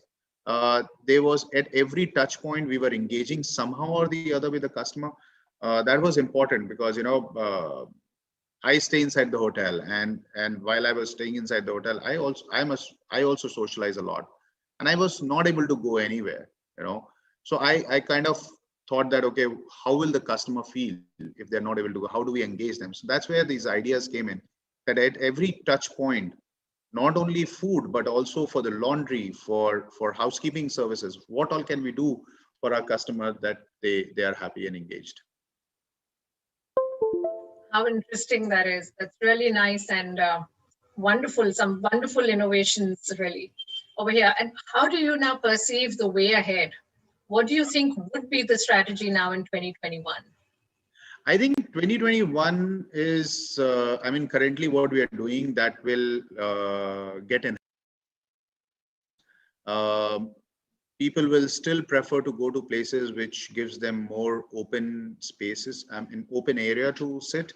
I'm not saying outdoors, but inside the restaurant also, they will prefer to go to a restaurant which has more space, it's less crowded. People will prefer to order a la carte because it's made fresh. People will move on to very organic stuff. They will look at homegrown lettuce. They will look at homegrown meat, and not homegrown meat and fish, but something which is coming from a sustainable source. So they will look at less is more is what our focus has always been as Hyatt, but they will look at something which is made specifically for them. Unlike those days when you go and there will be buffets, people will go and have the food at the buffets, but most of them will prefer to sit down and then have the chef make something which is specifically for them. They will pre-book their tables. That's very important. In today's time, we've seen the culture of reserving the table and then coming to the restaurant is pretty evident at the moment. From 10% in earlier days, now the reservations come to 50% or 60% on the days when on the weekends. So that has changed a lot. People will move more onto digital. As I mentioned in the beginning, that our money is now spent on hygiene and safety instead of printing and stationery. How do we make it seamless for a guest to order through an app or through a QR code? That's where we have to work on. Specialty cuisine will be the focus. More of fresh ingredients rather than frozen food, which India has been always famous for. So that's something which is going to be the trend in future. Wonderful. So a lot of personalization and of course digitalization, of course, but yes, very important in order to create that personalization and easy for the guest would be to make it a very seamless experience, even for those who are maybe not very comfortable with technology and are not very tech savvy, perhaps. Correct. Right. Great. So some exciting times really ahead as far as food and beverage is concerned, and some very exciting trends that we can look forward to as this year moves ahead. Absolutely. Absolutely. Wonderful. Any message for our YCO contestants and mentors here? I wish that I could see them doing action in front of our eyes, but unfortunately not. But all the best to the existing the YCO which is happening at the moment, and we hopefully get to see in presence in reality next year. And best wishes to every YCO contestant. We look forward to the results now, and all the best to IIHM and the team there. Thank you. Thank you so much. Thank you for taking time out. Thank you for being here with us, with the YCO team here. Thank you. Thank you so much. Thank you, and wish you all the very best.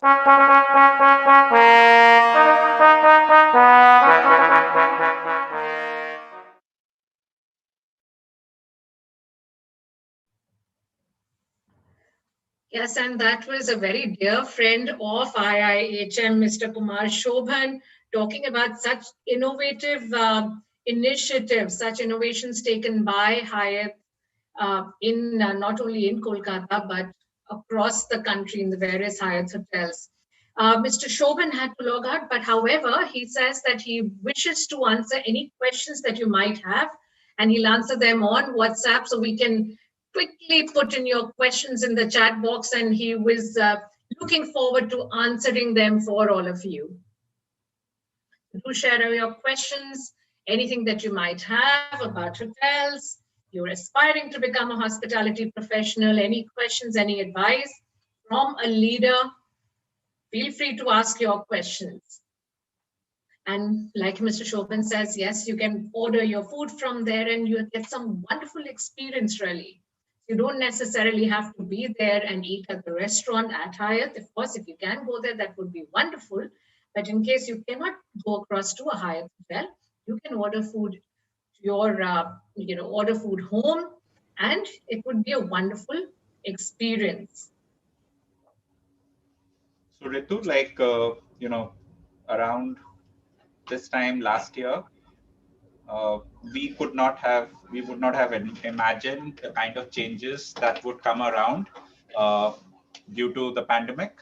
All right, but then things have changed, dining habits have changed, and the strategies that hotels are adapting to enhance their revenue has changed. Post the opening, a lot of hotels which never used to send across food to outside their hotel, because for them it was always that the guest needs to come down to the hotel to experience the food in the ambiance of the hotel. But now they are quite willing to send food out, as you were just saying. So how do you feel about the same? Do you think the strategy that the hotels are adapting post-pandemic are the right way to go about? I think yes, because what's really important, as Mr. Shobhan just said, it's about connecting with your guests.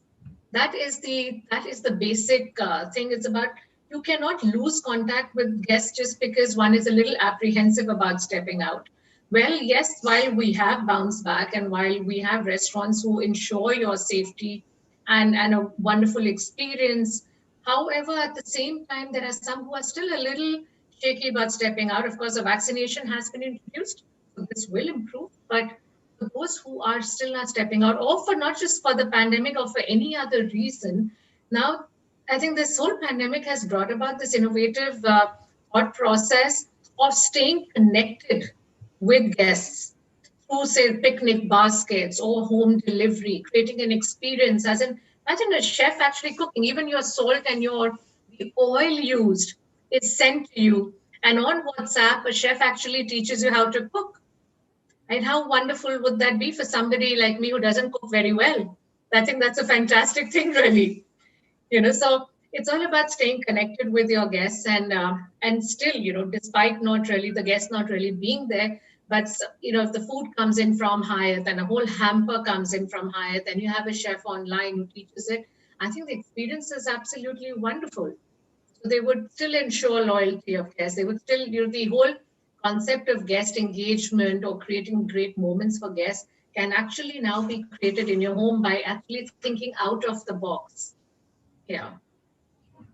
Ritu, in fact, I had a question to Mr. Shobhan, and this was, something which you can actually let me know as well. Hyatt, again, as a brand, always goes ahead and gives a lot of support to youth and definitely young leaders, right? And they've got some fantastic programs, corporate management programs, in fact, for aspiring students, for aspiring hoteliers, right? And we would like to know a little bit about you because you being, of course, L&D director and having been with hotels and being with hospitality for a very, very long time, we are also very deeply connected with the Hyatt hotels. And Mr. Shobhan has been himself personally taking care of a lot of things and, of course, supporting our students as well all across. Yes. I would like to, in fact, hear from you, Ritu, about your experience and what you would like to basically put on as a message to all students looking forward tomorrow to become young graduates and, of course, people working with Hyatt maybe. Yes, in fact, Hyatt has been a great supporter of IHM, a great friend, a very, very dear friend of IHM, and supports IHM because it truly believes that, what we are sending out are the future professionals of hospitality.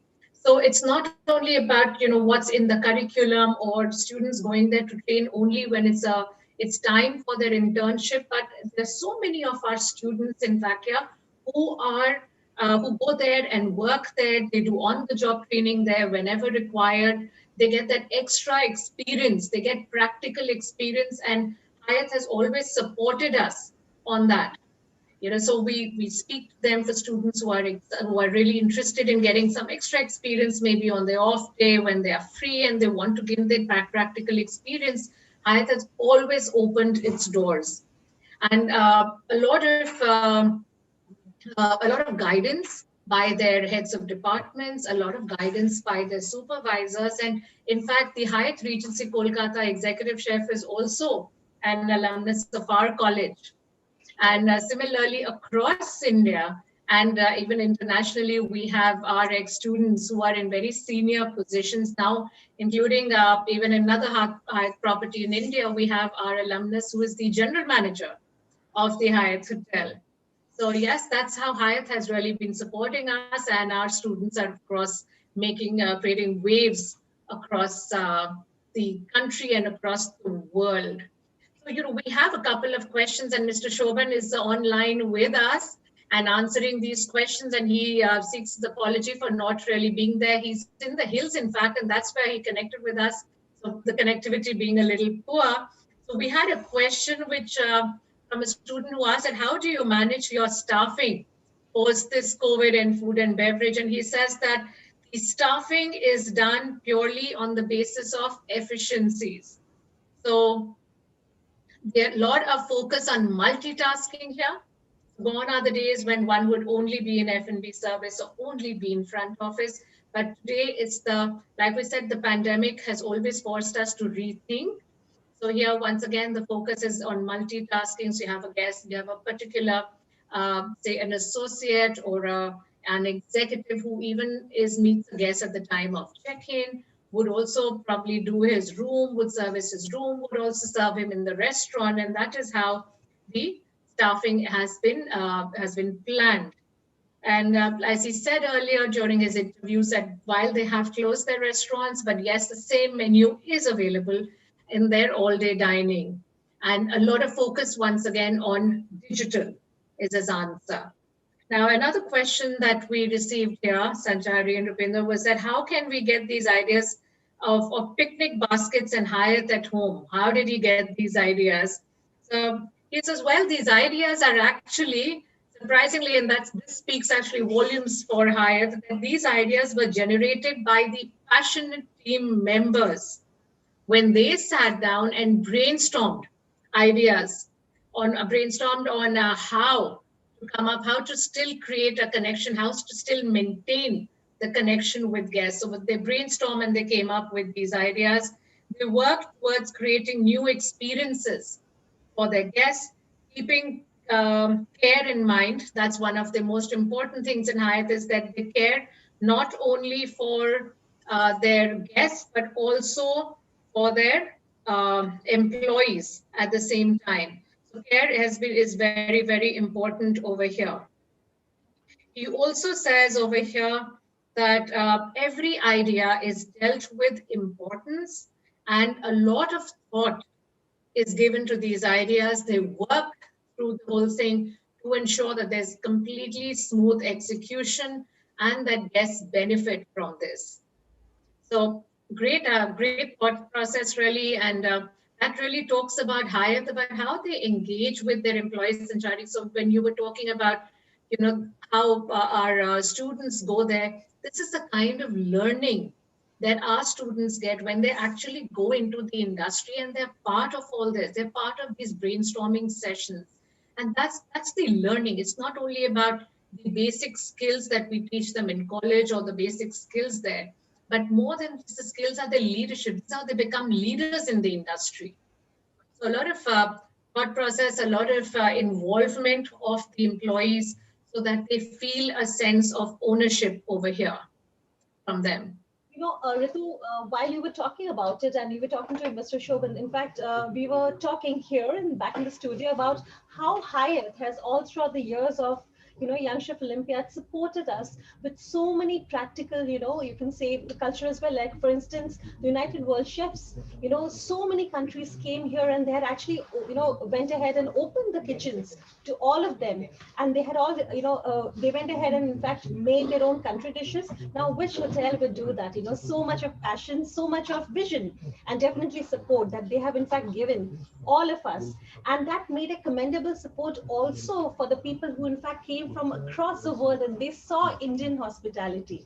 So I think that has been a beautiful statement itself, that they have gone ahead and put across, and also a huge support to us for encouraging us for taking ahead this huge Young Chef Olympiad to another extreme level. What do you Yes, say? absolutely. Yes.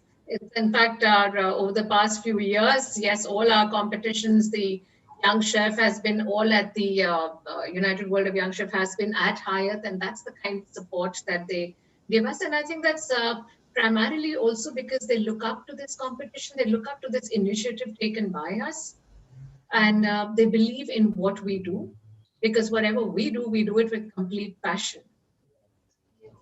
I agree. In fact, the association, as you mentioned, it's not just something that we are talking about in Kolkata. It's also an association that is across all our campuses, across India, and each and every time Hyatt as a brand has always supported us, being with us, standing by us, because they believe in the competition, the way we are thinking out of the box, and the what Mr.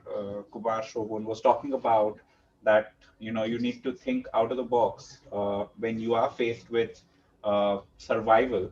So because we had the lockdown, the hotels were closed down, and you had to think out of the box to innovative ideas of earning revenue, and that is where I think all these ideas of catering to your audience, which possibly at that moment of time is unable to come down, and for them, but then to make sure that they get the same experience in the safety of their home. So that's what brought about that concept. And that is what our students really need to learn from, that every time when you're faced with a new challenge, you really need to think out of the box, and that's what is going to keep you going ahead, and that's what true learning is all about. And leaders like Mr. Kumar Shobhan are the ones who would be guiding our students, through their experiences, through the talk that we have just, heard him, and he explained so beautifully about the various changes that are coming about in the food and beverage service sector. And a lot of our students, in fact, are thinking of setting up their own restaurants. And what a wonderful initiative we have is Sahas, where our students have been introduced the concept of entrepreneurship, and they have started dreaming about setting up their own business, and they are learning a lot about the same.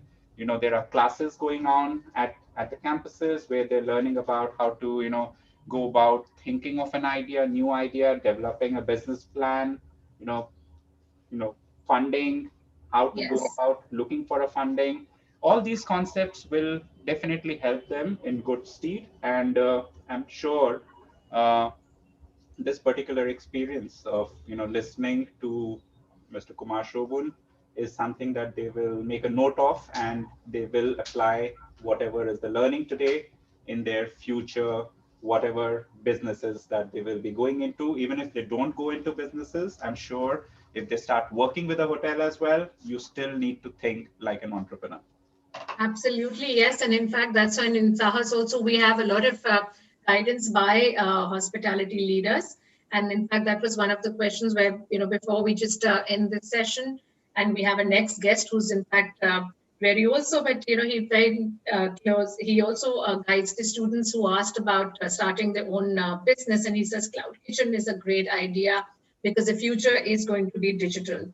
So start small, but keep in mind your fixed expenses always, so that you can go and make the most of your assets there. So wonderful advice also. And before closing in, his advice is to, is to read a lot, browse a lot, and understand your guests. Exactly. Thank you so much, Ritu, for moderating this beautiful session. I think loads of learning for all of us. And talking about young leadership, we have to in fact say that we have got the next guest. In fact, just about time, we have the next guest again, who is again a very, very young hotelier. He is Mr. Abhishek Sachdev, who happens to be the hotel manager of Marriott by Fairfield, a very, very new property in Calcutta. Once again, a beautiful property coming up. And he is here, with us in the studio today, and he will be interacting and talking to all the youngsters who are looking for how to go ahead and crack a management trainee position. So, Ritu, over to you with Mr. Abhishek Sachdev. So before we go over to Ritu, each one of you over here, aspire to be the general manager of a hotel, a leading hotel in a short while. How long does it take for you to reach that position is a question we always get. Right.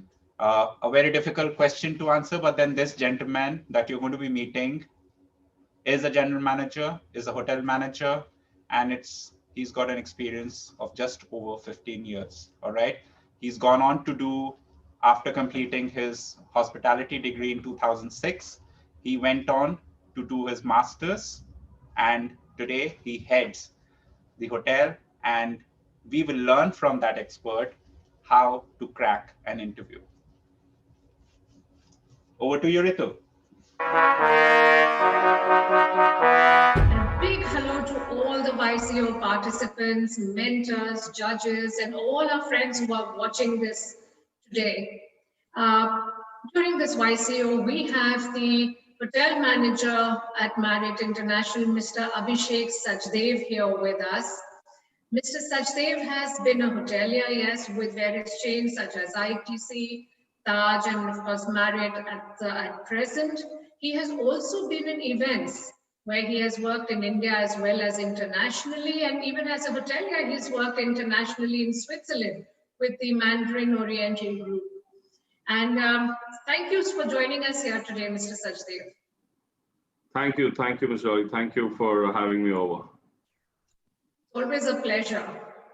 Mr. Sachdev, you started your career as a management trainee, and today you recruit youngsters in, when they join the industry, and sometimes as management trainees. What are the attributes that you look for when you interview candidates? Sure, thank you. That's a very relevant question for all the young students that are aspiring to become management trainees in the days ahead. Especially in the uncertain times that we continue to remain in. And wow, it will be a year in a couple of months since we are in the midst of this pandemic. So we do understand that students tend to feel what's going around and their employment opportunities, how they may get impacted. And hence, in the current times, it's even more so important to prepare yourselves and head in the right direction while preparing yourselves for management training courses. The first and foremost thing that comes to my mind, and it's not a very big point, but it's more like the opening mantra of cracking a management training program is that the employers are always looking at differentiating and identifying the ladies and gentlemen amongst the boys and girls, right? When all of them, when all the students come to a hotel school, IIHM, they are still boys and girls coming straight out of their, schools. And then over the course of 4 years, different industrial trainings and academics at the college, they are given the right finishing lessons, the right grooming lessons to try and present themselves as ladies and gentlemen. So that's the first thing any recruiter looks for, when they come for a management training selection. Very well put, really. Yes. What are the other criteria, as in, when it comes to, the attitude and when it comes to the knowledge and so on? What are the areas that you look for? Sure. There are three things we can broadly divide, the expectations of a recruiter in. One is the technical knowledge, the knowledge that you gain during your academic years. Second is the experience that you gain during your industrial training, probably vocational training, and some networking. And third, and which is last but not the least, is your overall personality development. Let's look into these three one by one, and perhaps we can mull a little bit of how one can detail their preparations on all these three fronts. When we say about technical knowledge, hospitality as an industry is of course service oriented. Every situation in the real world is unique from the other, right? So a lot of live decision making happens at each stage. What we must realize is that these decisions are always backed with a certain sense of technical know-how. For instance, if you're a chef and a guest is asking you to, a very basic example, a guest is asking you to customize a dish in a particular way, or your interviewer is asking you to customize a dish in a particular way. In the first place, you must know what are the basics of which go into the preparation of that dish. Similar, logic applies to food and beverage service, to housekeeping, and to front office as well. So yes, we must pay sufficient emphasis on the academics during our bachelor education at IIHM. It's very important to display that sense of information when you're interacting with your prospective recruiters, that you have put in some effort over the past few years, and you understand what is the theory behind the practical world that you're going to get into very soon, right? So yes, it's important to base all your facts or all your decisions on that theory, and of course a certain emotional quotient element comes into play. So to sum it up, knowing your basics of all the operating departments and some information on the key allied departments such as finance, facility management, etc., are vital to set the first right impression on your prospective employers for a management training program, right? Secondly, the course gives us opportunity, gives all of you opportunity to do a fantastic immersion into the industry, which is in the form of an industrial training. One must not see that, as a little holiday or, show round which lasts 6 months into a hotel. One must make the most use of it by observing as much as possible, right? When the students are at their colleges and industrial training, whatever information they have absorbed during that period, they must share that information with their recruiters, that listen, these are our observations, this is how a process was developed, this is how a process was improvised, these are how negative situations were handled at the hotel. So an industrial training is not just about wiping cutlery and clearing tables and cutting onions or cleaning rooms. An industrial training is about how you learn to handle situations, how you learn to, interact with guests. And why just stop at industrial training for that matter? We also get, term breaks, during IIHM, I'm sure you'll get term breaks. Even if you have a 30-day period, 60-day period, make sure that you go to a hotel well in advance and inform them about it, and, appear for interviews for vocational training even. Industrial training happens when you get introduced to all the operating departments of a hotel, but a vocational training, you can take the time out to learn the detailed nuances of a particular department. Anyone who's aspiring to be a chef must do a vocational training in food production between a term break, right? And how do you get these vocational trainings? Industrial trainings, yes, the institute helps you, get you placed. But a vocational training can essentially be earned basis a very soft skill, very basic soft skill called networking. When you are at a hotel or when you get to interact with, you know, uh, you know, hotel professionals that come on campus, or even online interactions that everyone's had over the past year, right? Please make sure to network with them, to connect with them on the professional networking site, LinkedIn, and stay in touch and reach out to them at the right time looking for a training. So all in all, the exposure one presents themselves to during their industry immersion, and as many industry events, as many opportunities as possible, will go a long way in preparing one in cracking a management training selection. Yeah. Last but not the least is holistic personality development, and the reason why I use the word holistic is that it needs to cater to both your professional and personal development. We are obviously in the service industry, and there are a lot of articles online. I recommend everyone to look up why should one hire people from the hospitality industry, even for non-hospitality jobs, right? You put something like that in the search engine and you will get 3-4 nice articles, which tells us what is it that hospitality schools teach their students, which an other graduate school will not. And hence, you make them employable for any customer relation, service-oriented industry like event management, could be banking, could be travel and tourism, airlines, and many others, right? So that's where your personality development comes into play, because a hotel school facilitates the whole personality development process, over the 4 years you spend there. It is, and so that's the professional part of it. The personal part of it being, we always have this column on our CVs where we write about hobbies. Yes, we must mean them. We must do something to build something on those hobbies. I mean, if I write reading as my hobby, I must have a certain genre of books that I like. I must have certain authors that I follow. It could be singing or dancing. I must practice a certain type of singing or learn a certain type of dancing.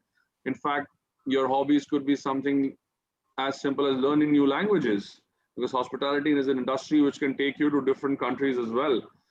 French and Spanish are the largest speaking languages apart from English all over the world, not just in France and Spain. So if one was to learn these languages, get your hands on that, make that your hobby, right? So hobbies should also, in one way or the other, help you develop in both your professional, more personal, but a little bit professional sphere as well. So, keeping these sort of 3 things in mind, technical knowledge, up to date, networking, immersion during the training periods, and overall personality development. And, one last thing before I conclude on the personality development, reading is very essential, right? In today's time and age, we have so many sources of reading. I mean, in our age, I remember we wouldn't have smartphones when we were in college. Like all of you have smartphones now, right? We would go to the library. I would even recommend going to the library now. It's the best way to read anyway. But if not, you like to get some fresh air, please make sure you read on your phones, read actual books, right? And when I say reading, it's got to be industry articles. It's got to be, books that give you a certain sense of knowledge about what goes on in the economy, what goes in the industry at large, industry journals, right? There are a lot of journals that give you information about the trends in hospitality. The more up to date you are with these trends, the more your chances of impressing your prospective employer in a management training, recruitment interaction. So read, and make that an epicenter. And it not just helps you gain knowledge, but it also helps you in communication at the end of the day, right? That's one of the key, takeaways for a management training selection, that you got to communicate well. So yeah, I think if all the students keep an idea of these, 2 to 3 things, they are poised very well for their selection in the upcoming months. Lovely, and I think that's been some really good advice for all who would be actually appearing for interviews. So even those who maybe in the future might appear for maybe say second rounds or for a new job or Right. new opportunities also. Right. For that. Absolutely. I Absolutely. think that very well put by you that it's not only just your technical know-how, but it's lots more than that. It's more of a complete individual with varied interests and knowledge of right from current affairs to trends and lots more. Oh, And that's what absolutely. I mean, makes a management trainee. you could pass your exams with a top 100 on 100, right? You could know all the theory. However, if you are unable to answer a good question on how to handle a particular situation at the hotel, you may not be deemed as the perfect fit, right? So technical knowledge is the basis, is the base block on which you build everything else. It's not everything, but it's the base, and hence we also must lay enough emphasis on that and utilize that to build, our overall personality, making it, sort of all set for a top-end management training course. Lovely. Thank you so very much. And I think all our hospitality youngsters from across the globe who are watching this here today would benefit from your advice. Thank you so much for the opportunity. I really hope this helps. I wish all the best to the YCO participants and all the young hospitality students for an amazing career ahead. And thank you, IIHM and Dr. Bose, for this opportunity once again. Thank you. And any last minute advice for all the participants here? Well, like I said at the beginning, we continue to remain in the midst of the pandemic, and it's delightful to see that all of you have not let that impact your spirit. Stay safe till the vaccination finds its way to you, or you to the vaccination, and continue to keep the spirits up of everyone around you. I think we as an industry contribute a lot in creating happy memories, for our guests. And, when times are low, people look up to us to, bring them some joys and smile. And I think YCO is such a platform that is bringing this fresh vibe of energy to everyone around. So yeah, keep up the good work. That would be my brief advice. Lovely. Thank you so much. Thank you once again for joining us here today. Thank you and all the best. Wish you all the best. Thank you so much.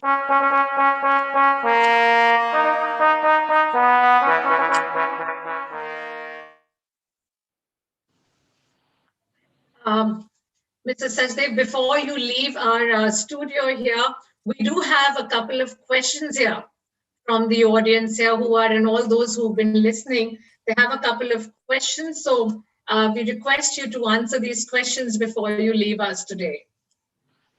Sure, Ritu, please go ahead. I'll be happy to answer any questions. Lovely. So just give us a moment and we have these questions pouring in and I'll share them with you. In the meantime, all those who are here on this Zoom with us, should you have any questions, please feel free to put them on the chat box and Mr. Sajdev here will answer these questions for you. So we do have a couple of questions coming in. One of the first questions is that in the post-pandemic era, what qualities would one look at as a general manager? What qualities would you really look at if one is to become a general manager?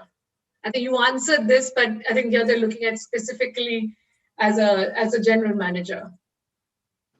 I think flexibility and the speed to change ourselves and reimagine ourselves is the key in a post-pandemic era. All of us have had to look at all our costs as a business, with a very new perspective.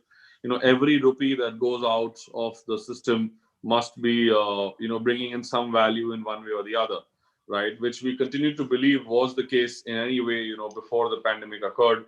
But what's happened is when we have gone back to the costs and we have realigned them, we realized that there was so much tremendous potential of saving a considerable amount, which we couldn't, mainly because all of us continue to remain busy with our regular course of business, right? So, the GMs and the hotels who are flexible and, who sped themselves up, towards change, who welcomed, not just welcomed, embraced change, but made change happen, are the ones who have an upper hand, in a post-pandemic time. Absolutely. Absolutely. That's very true. And we have a very interesting question here. We have a student who says that every hotel has their own grooming standards. So, how shall we ensure that we adhere to the correct grooming standard? What is acceptable by all hotels? I think this is about discipline, and discipline comes at every level. It's not just a head of department, checking grooming on the briefings, or a human resources leader taking rounds and checking grooming during their property visits. It's also about our self-discipline. How much pride do we take in, as to how we present ourselves? Because in hospitality, we are always on a stage, right? The lobby is a stage, the restaurant is a stage. People are looking up to us, people are looking at us, and hence it happens at individual level, right? We give our best foot forward, we put our best foot forward, we dress up smartly, and we present ourselves in the scope given by any organization. And I think the leadership teams are always there to support and assist, and give us correction, of course, wherever needed. But I firmly believe that it is more to do with self discipline than anyone checking on what others are doing. Right. True. You spoke about hospitality trends, you spoke about reading. So here we have someone asking us, Nilay from Ahmedabad wants to know, how do we stay updated on the new hospitality trends? Okay, great. Good question. It's very relevant because this will, the answer will help all the listeners, to understand what are the first easy steps that can be taken. There are a lot of, hotel-specific consulting companies. To name a few, there is Hotelivate, then there is STR, which collates hotel data.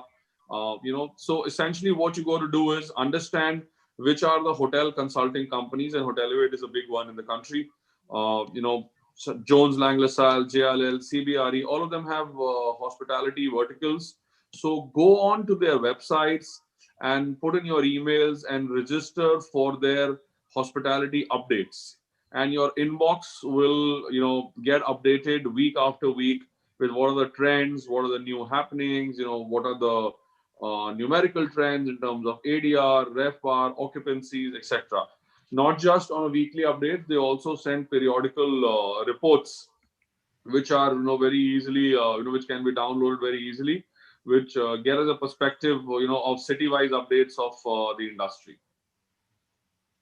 Okay, lovely. And we have another really interesting question here, that when you interview students, students for management training positions, what kind of questions do you ask them?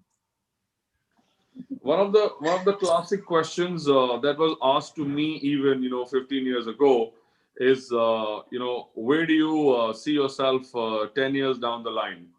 I when I and it's a favorite question of mine as well. However, I do make a point to give the candidate a chance to break down their answer year on year, or even every 2 years. So let's say we are in 2021, and if I was to interview someone today, I will ask them, where do you see yourself in 2031? But the emphasis will not be on 2031. The emphasis will be on the journey.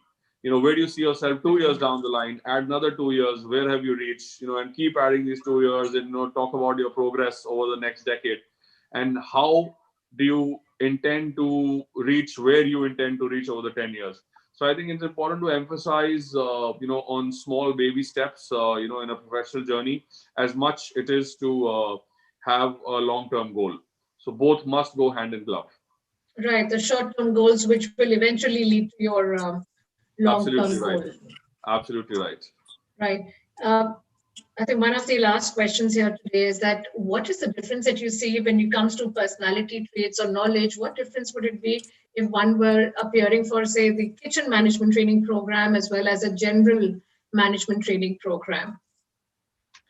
I believe, a kitchen program does require considerably more, efforts in honing your technical skills. theoretically as well as practically. A general management program, which is called a hotel executive, or a management training program in hotel operations, essentially focuses more on the personality and situation handling, decision making processes. So these are the three key aspects of a general hotel management training program. However, in food production and culinary, the focus would be on your technical skills, which is both theoretical and practical in nature. So that's where the main difference lies. People who are aspirants of a culinary management training program must continue to work hard in honing their skills, not just the knowledge, but also keep up to date with trends and the craft, of course. So continue to do what you love and be good at it. So yeah, so I mean, the two things eventually lead you, or could sort of cross paths as well, right? But at the end of the day, culinary is a craft, and it does require a certain bit of management. Similarly, a general management program is more management, but there is some craft attached to it as well. So yes, there is overlapping, but it's the right ratio of understanding what's the intellectual prowess and what's the talent honing required in both independently. Right. It's all about so essentially it's about demonstrating your really passion Absolutely, for that absolutely, particular rightly stream. put. Thank you. Yeah, thank you for that. I think that puts the idea into perspective. It was demonstrating your passion. If it's about culinary, then doing what you love, and if it's about general management, then demonstrating your passion in situation handling skills, or decision making skills. Yes. So it's just that the skill set is different, but how you implement those things is what really matters. Right, absolutely. In our global studio, in the other studio from where we were right now, we have Rupinder Khurana and Sanchari, both are directors from Pune as well as in Bangalore, who also wanted to ask you some questions and speak to you. So over to you, Rupinder and Sanchari. Mr. Sachdev, welcome. It indeed is a pleasure to listen to you. The way you have explained, demystified, the art of getting selected for the right job at the right time. When you were speaking about, one of your favorite questions, when you mentioned that it's about how do you see yourself, or where do you see yourself in 10 years from now? So today you have covered more than 15 years of your journey. And when you look back at yourself as a student, how harsh would you be to judge yourself? What were you like when you were a student? Because I can see that you've been a graduate from the National Council, and your first job was as a management trainee with the ITC, if I am right. That's right. So, if you could give a perspective as to how would you judge yourself? Well, since you asked me to be harsh, I would be upfront. I'm 2 years behind my schedule, but I have invested those 2 years in a post graduation in Europe, and some work which was more meaningful in the sense which was away from hospitality. I was doing fundraising for a charitable organization post my MBA, so there are no regrets. It's just that I took out those 2 years of my professional life and dedicated it to my academia as well as something more meaningful. But I do intend to catch up over the next 5 years. So the plan is very well in place, and the short-term goals are getting tightened so that we get where we need to over the next 5 years. Great, lovely. So I'm So sure. where would we see you after 5 years? Well, that's a great question, Ritu. I'll let you interview me for the next one to give you the answer for that. Right. In fact, Ritu, I also have a question for Mr. Sanchari. Back in the studio, myself and Rupinder, we were discussing about the amazing energy that he carries with himself and the positivity. So, Mr. Sachdev, hello. We want to know what is the secret behind this huge motivation, and energy, and especially, the times that we have already left behind us. I'm sure as a leader also, there were a lot of things which were surrounding you. But then, of course, today we are back, into the business, and of course, going ahead and taking some great steps in hospitality. So we want to know the secret ingredient in your life to make you so motivated, and of course, a strong believer in positivity and definitely so energetic. Well, on a lighter note, it's a Monday morning, so why not?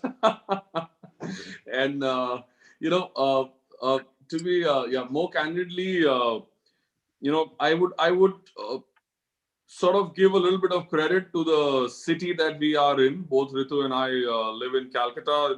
It's called the City of Joy, as you may know it. And the city in itself has played a large role in changing our outlook, towards what we do in a post-pandemic world.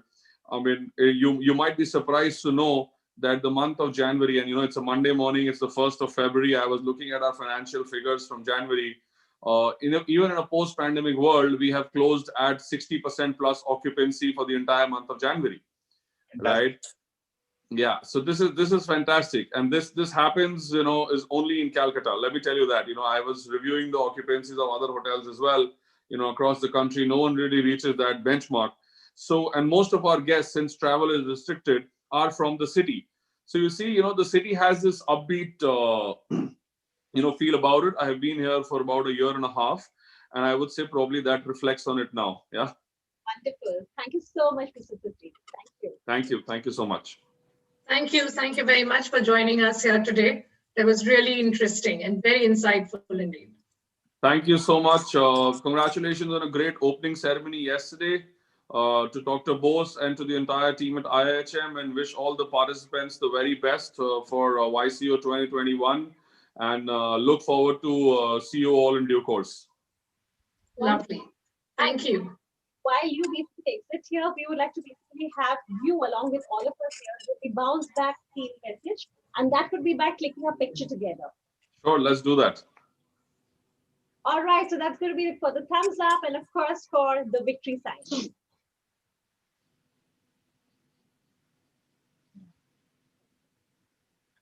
Thank you so much, Mrs. Sushri. Thank you so much. Thank you. Thank you. Bye-bye. Thank you, guys. Have a great day ahead. Bye-bye. Thank you. Bye-bye. Thank you so much, Ritu. And we are back here in the studio, and we have to tell you that yes, the next 1 hour would be a lunch break. So we would request all of you to in fact go in and of course, cover your lunch and come back, because the competition is going to be starting very, very, very soon. So how long do we have before we start with the competition? We still have about an hour or two left, and in that time, Rupinder, we have a lot of exciting sessions. Do you think you would be able to, go down and eat? Because I've got butterflies. Absolutely. Stomach. Absolutely. So that's something, really looking forward to the start of the first competition. And we've got Group C and Group D in the fray. And we are looking forward to the start of that competition. And we are talking about the 7th International Young Chef Olympiad. All right. Happening for the very first time virtually. All right. Something which we never could have dreamt about even as early as last year. But then this year, a lot of things have changed, and we had to change, and the competition had to adapt.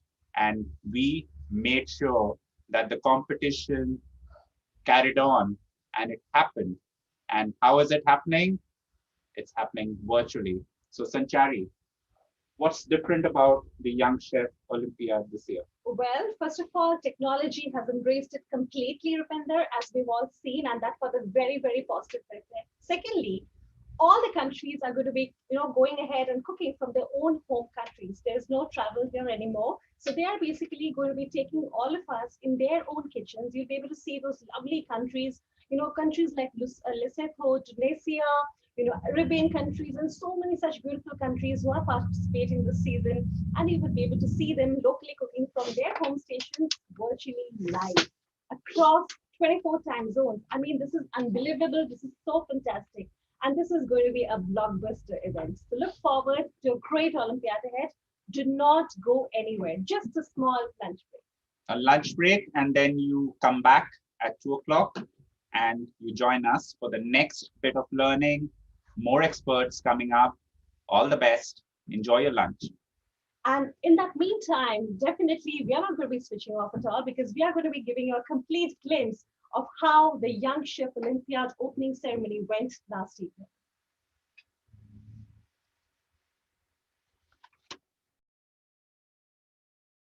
We are hospitality. We will rise. We will not fall. We will stand tall. We will answer the call.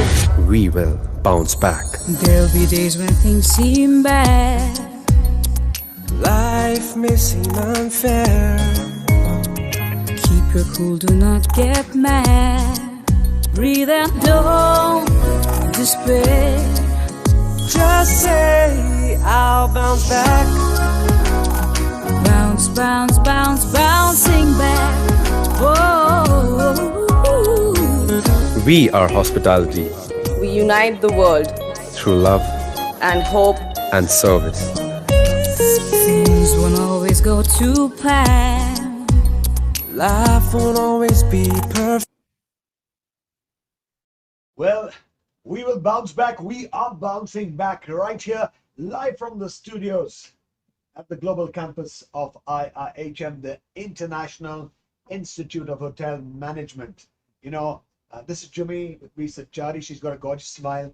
And in the hospitality industry, that's what works for all of us. You know, 50%.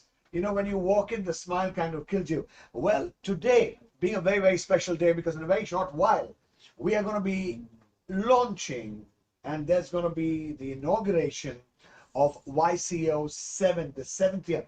Sanchari, you know, you've been a part of it over the years. Absolutely. I've been told it's really grown. So give us a little insight about, you know, YCO 1, which was there. Right. You know, today we have 50 plus countries. YCO 1, how did it start off? I mean, what was the capacity of the countries? How many people participated? I'm really curious to know, because today it's nothing like this in the world. Even if there was a ninth wonder of the world, I think it would be the YCO, to be very honest. So let's have a little insight about the first one. Well, first of all, I have to say that I'm a huge fan, and this is such a great moment for me, you know, to, of course, share the screen with you and, of We're course, clapping talk to you together right loud. now. I love that. Absolutely. And the smile is majorly also the reason behind this. Thank you so much. So, talking about YCO, definitely this is a great moment for, you know, for me to, in fact, go ahead and talk about it, because I think for all of us, this started, you know, this conversation of YCO started over a cup of coffee. Oh, wow. Well, this was one evening, and when all of us directors came over to Dr. Bose's office, and we were just discussing about small things, when Sir suddenly said, you know, when we can go ahead and have a young chef for our own students, we can have a young chef, but so many students all over India, you know, like say about 3,000, 4,000, 5,000 students participating all over the country. Why can't we have it from the world? Why can't the world participate? Trust me, all of us thought it is just a thought. You know, that is something which would be taking some time, because it was nothing impossible when it comes to Dr. Bose. And we always believed in that. But that idea definitely went ahead and became a huge, you can say, you know, successful affair for all of us within months. It was the year 2015 when we started talking about it, conceiving it, and that's where we stand. It was only 15 countries which participated in the first 15 YCO. countries, That's and right. today you have 50 plus. Today we have more than 55 plus, and of course we are standing right now on the 7th season of YCO with 50 plus countries. This is amazing. I'm just curious, you know, you had season 1, season 2, season 3, season That's 4, right. 5, 6. Yes. The world is watching us right now. That's right. On the live link. Yes. And I'm sure, and I do understand the kind of effort which goes behind organizing the YCO. True. It's not something which just happens. And especially this year, you know, because of the pandemic, as the Josh and the Jess says, we will come out, we will move on, and we will do what we always do and do it the best. So what has been the effort, you know, behind YCO? You know, the back end preparations, the thousands of people involved, all those kind of things happening. Well, if I have to talk about it, you know, the first most important thing about YCO is, you know, if any particular entity from outside watches YCO, they will think there's a huge event management company supporting it. I have to say to the world, it's only the effort of maybe more than our 5,000, 6,000 students every year who takes care of this event. It's all of us together. And guess what? You know, talking about 5,000, 6,000 students, we're going to come back to that. That's right now, live online from the USA, we have Logan Gullef, who is going to be joining us. Hi, Logan, how are you doing? Hello! I'm doing amazing. Yo, check it out, bro. You're looking great. You're looking happy. And Thank you so much. People in food actually look delicious. Yes. Absolutely. Welcome right here to the IIHM Global Campus Studios. And in a very short while, of course, it's going to be the inauguration of the Chapter 7 of YCO. Tell me, Logan, how are you feeling being live, talking across the globe right here in the beautiful city of Joy? You know, right at the hub of, I would say, an IT wonder where we've connected 50 countries from the campus at Salt Lake. How are you feeling? Oh, I'm feeling amazing. You know, the YCO is such an amazing event. I'm always so hyped whenever I see it. You know, the students, they always look like they have so much fun. I've happened to be a judge in previous years, and I just think it's an amazing event. I love it, and I love supporting all those amazing students. And such a great competition, you know. These students who are coming in here and competing, they're the best of the best. And, you know, they just come out with so much passion and so much creativity. You just see, like, what the people from, you know, all these different countries, and you got Palestine and Egypt and Singapore, and all these countries coming in here and showing you what they think of certain ingredients and how, you know, this might be exotic to them, and this spice might be new, and then there's just this great collaboration of creativity and just joy and love for flavor and food.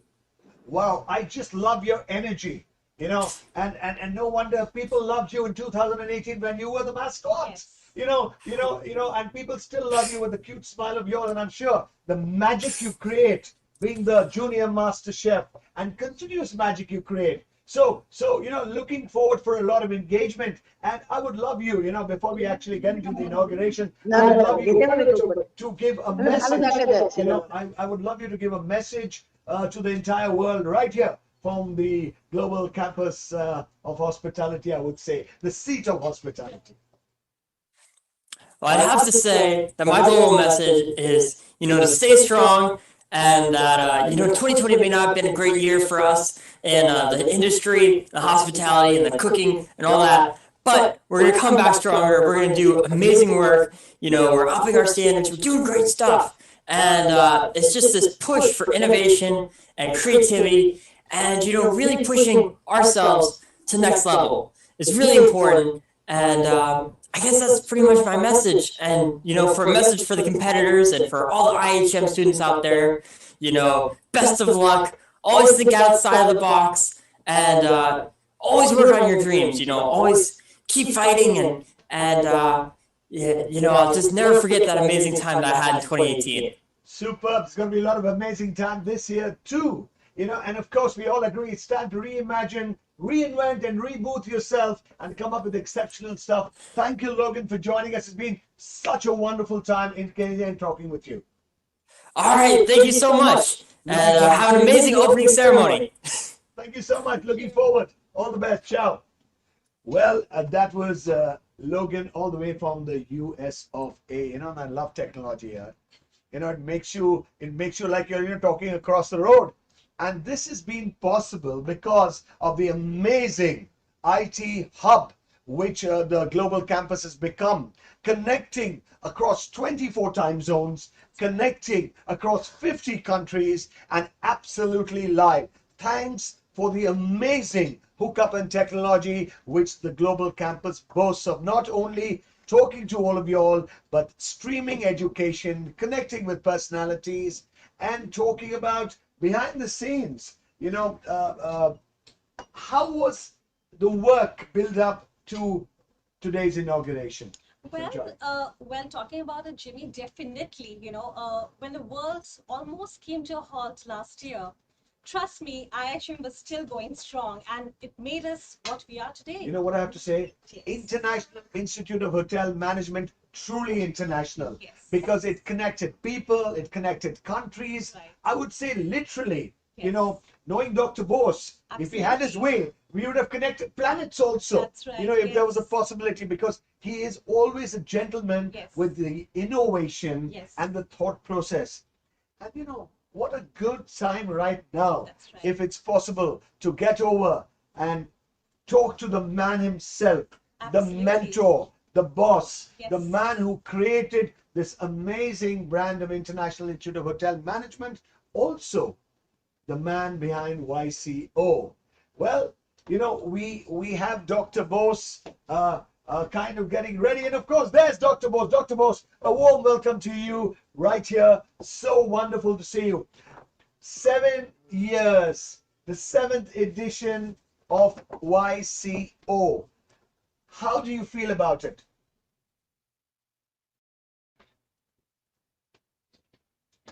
Dr. Bose. Yes, Dr. Bose. Very excited, Jimmy. Thank you very much for being with us today. It's a very historic day today because in the midst of the huge challenges and the pandemic and the virus, we are still able to show the world that our show must go on. And the Young Chef Olympiad 2021 is very special because in spite of all this, we still have pulled up this amazing competition, albeit on the virtual platform. But the point is that over 40 countries now has been a couple of last minute dropouts are competing, and that is a huge news for the industry. This is what we call that bounce back. The bouncing back is happening through the YCO globally. YCO is one platform that's helping the industry all over the world to come and bouncing back to a huge level of positivity, and it will be in the similar way for the pre-COVID days, possibly in 6 to 9 months from now. So yes, very excited. The team has really been fantastic, and I think the support which we got from all over the world, from the countries, from the contestants, from mentors, from the judges, David Foskett, I think amazing. I think it was an absolute team effort this time. Every year we always feel that, well, we have done it, but this time we really feel so humble because it's really the global team that has achieved this. So very happy, Jamie. Super excited. You've been totally rocking. You know, when I look at YCO, it's one of the most complex systems of web connects in the world that tests culinary skills of these 40 to 50 countries, sir. And also offer guest sessions across 4 channels of IIHM, beaming education to over 10,000 students worldwide, all happening simultaneously under one umbrella of IIHM Hotel Schools. What would you like to say about it? This is fantabulous. Absolutely. So I think we were the first mover. I think 3-4 years back we were in the technology field much more advanced than a lot of other people in the world.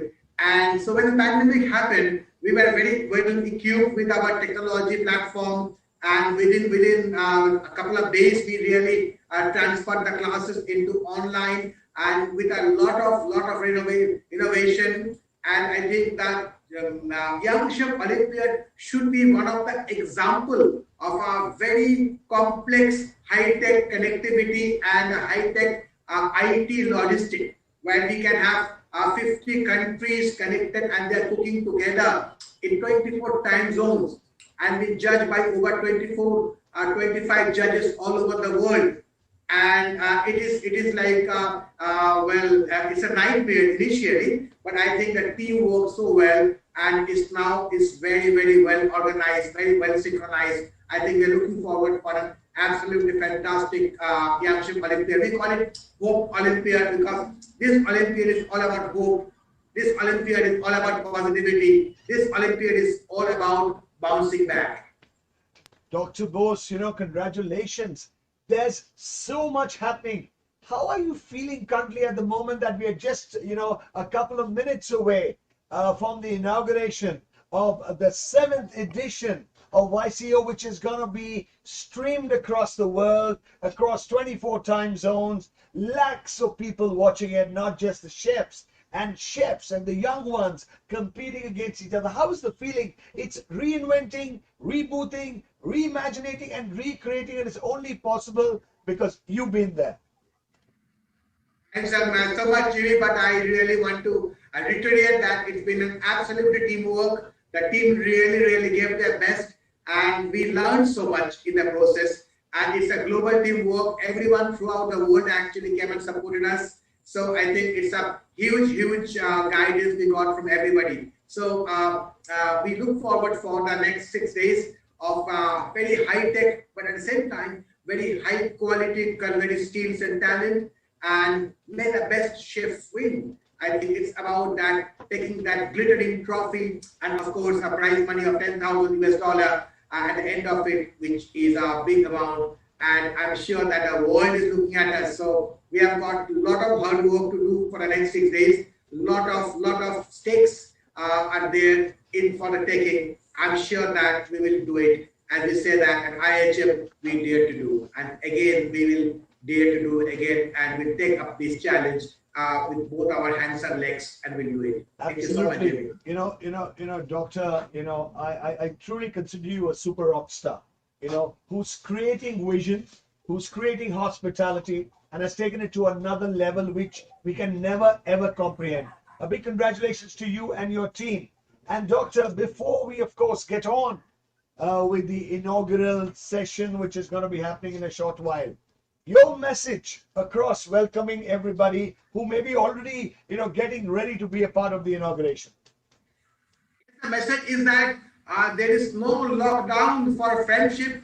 There is no lockdown for the spirit of the young people of the world. There is no lockdown of the hospitality, and there is no lockdown for the Young Chef Olympiad. So we march ahead, forward ahead, and that is the bouncing back message for all the young chefs of the world.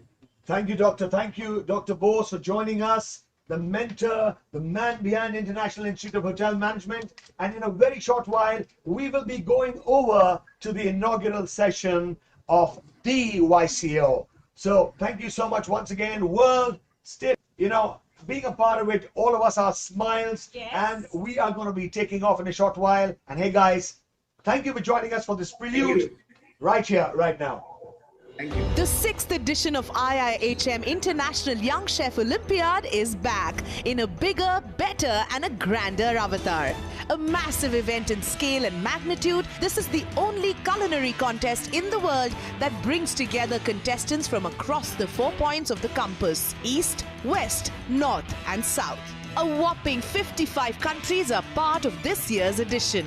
For anyone embarking on a culinary at the coveted title of IIHM International Young Chef Olympiad is always a dream. The reason to participate are many as well. For some, it is about raising their country's flag high. For others, it's about making new friends. For some, it's about learning from each other. But for everyone, it is mostly about being part of an endeavor that simply unites the world with a singular love for food. This Olympiad is to bring the young people from all over the world under a single platform.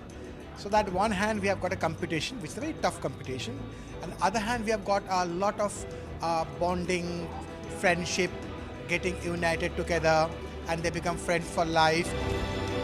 The opening ceremony saw some of the biggest names from the hospitality sector, all of them particularly applauding the underlying theme of sustainability this year.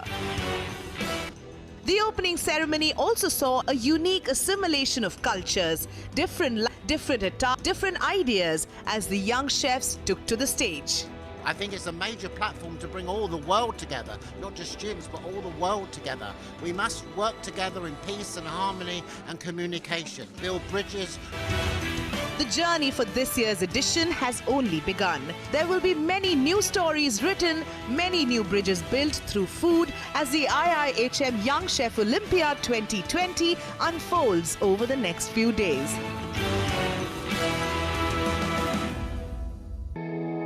If the opening ceremony was anything to go by, today is even bigger for the contestants for sure. This is round 1 and it all begins from the national capital, the IIHM campus in New Delhi. Any praise is less when it comes to describing IIHM as a wonderful host. The welcome itself is spectacular. The beat of the drums, the applause and the prep. And then there is the seriousness of the competition itself. Last-minute briefings, the judges unraveling what is in store for the contestants and a clear announcement of the rules. And the cook-off begins. The IIHM Young Chef Olympiad is a perfect embodiment of the old adage, food weaves cultures. Young chefs from 55 different nations cooking together under one roof. The judges are excited no less. Some of the best known names of national and international repute from the hospitality industry are here today to endorse the initiative and to encourage each contestant to excel in their chosen field. It was really great to see these students actually coming from all the way from different countries, working with new ingredients, working with new equipments, and just the synergy in the room. I think it was amazing. The competition itself is a great platform to have so many young budding chefs from so many countries under one roof, and backed equally by such legendary senior chefs flown from various parts of the world. I think it's a very nice platform. As this first group of contestants cook off to walk an inch closer to the coveted title, one can only wish them luck. As the night sky breaks into dawn, we arrive at yet another beautiful IIHM campus. Today we're at Bengaluru as the International Young Chef Olympiad 2020 treads forward. The buzz and the tension here is palpable as the contestants take to the next rounds of the cook-off. Absorbing last-minute briefs, seeking final advice from the mentors, recalling all the training they've ever been through. After all, this is a big stage and any slip of the mind and nerve will have to be paid with a heavy price. So many countries can learn so much about other countries and to learn about different environments. And of course this year, our key theme is sustainability. Everybody is now beginning to become very, very much aware. And we want to play our role. And we're using, and through this year's YCO, IIHM as an institute has always been able to define its core objectives clearly over the years. It is an institution that has always worked towards causes that give back to the society. As part of an initiative that has been underway for a while now, some of the contestants took the opportunity to visit an orphanage, the Suman Gali Seva Ashram, with their IIHM buddies. IIHM proudly and aptly calls them food soldiers, a dynamic group of students working tirelessly to ensure a hunger-free world. Thank IIHM for giving me this chance. Well, it's a great opportunity. Honestly speaking, I'm feeling very good to be a part of this team. The cook-off at the campus, meanwhile, is culminating at the judges' table. The food on display is a clear indication of the talent that has converged from all over the world. Color, texture, finesse, it's all there. There is a final icing on the cake. A grand dinner hosted at the Taj West End for all our young chefs. After all, these have been grueling days for them. A bit of bonding over great food is surely needed, isn't it? The Young Chef Olympiad 2020 contestants have reached the City of Joy today. The IIHM story began in Kolkata. Now it has spread all across the country and it boasts of an incredible state-of-the-art global campus in the city of its origin that connects its students to the rest of the culinary world. A series of events were lined up for the day, each with a different meaning, message and purpose. First up were presentations by top 10 countries chosen for their best sustainable practices. The presentations address the impending global concern of food wastage and food shortfall and strategies adopted by the institutes to fight these concerns. Sustainability is the theme and we want to really press very aggressively to be sustainable, especially in India. The second event saw an engaging talk by Chef John Wood, where he took the young chefs and their mentors behind the scenes of the food industry, particularly the business and management aspects of it. What followed next was an MOU signing session between Dr. Suborno Bose, Chairman and CEO, International Young Chef Olympiad 2020, and the 55 participating countries to ensure academic collaboration between them. The day also saw IIHM's Food Aid Initiative being endorsed and supported by all International the Young Chef Olympiad is back in a bigger, better and a grander avatar. A massive event in scale and magnitude, this is the only culinary contest in the world that brings together contestants from across the 4 points of the compass: East, West, North and South. A whopping 55 countries are part of this year's edition. For anyone embarking on a culinary journey, to stake a claim at the coveted title of IIHM International Young Chef Olympiad is always a dream. The reason to participate are many as well. For some, it is about raising their country's flag high. For others, it's about making new friends. For some, it's about learning from each other. But for everyone, it is mostly about being part of an endeavor that simply unites the world with a singular love for food. This Olympiad is to bring the young people from all over the world under a single platform. So that one hand we have got a competition, which is a very tough competition. On the other hand, we have got a lot of bonding, friendship, getting united together, and they become friends for life. The opening ceremony saw some of the biggest names from the hospitality sector, all of them particularly applauding the underlying theme of sustainability this year. The opening ceremony also saw a unique assimilation of cultures, different languages, different attires, different ideas as the young chefs took to the stage. I think it's a major platform to bring all the world together, not just gyms, but all the world together. We must work together in peace and harmony and communication. Build bridges, not walls, to work together. The journey for this year's edition has only begun. There will be many new stories written, many new bridges built through food as the IIHM Young Chef Olympiad 2020 unfolds over the next few days.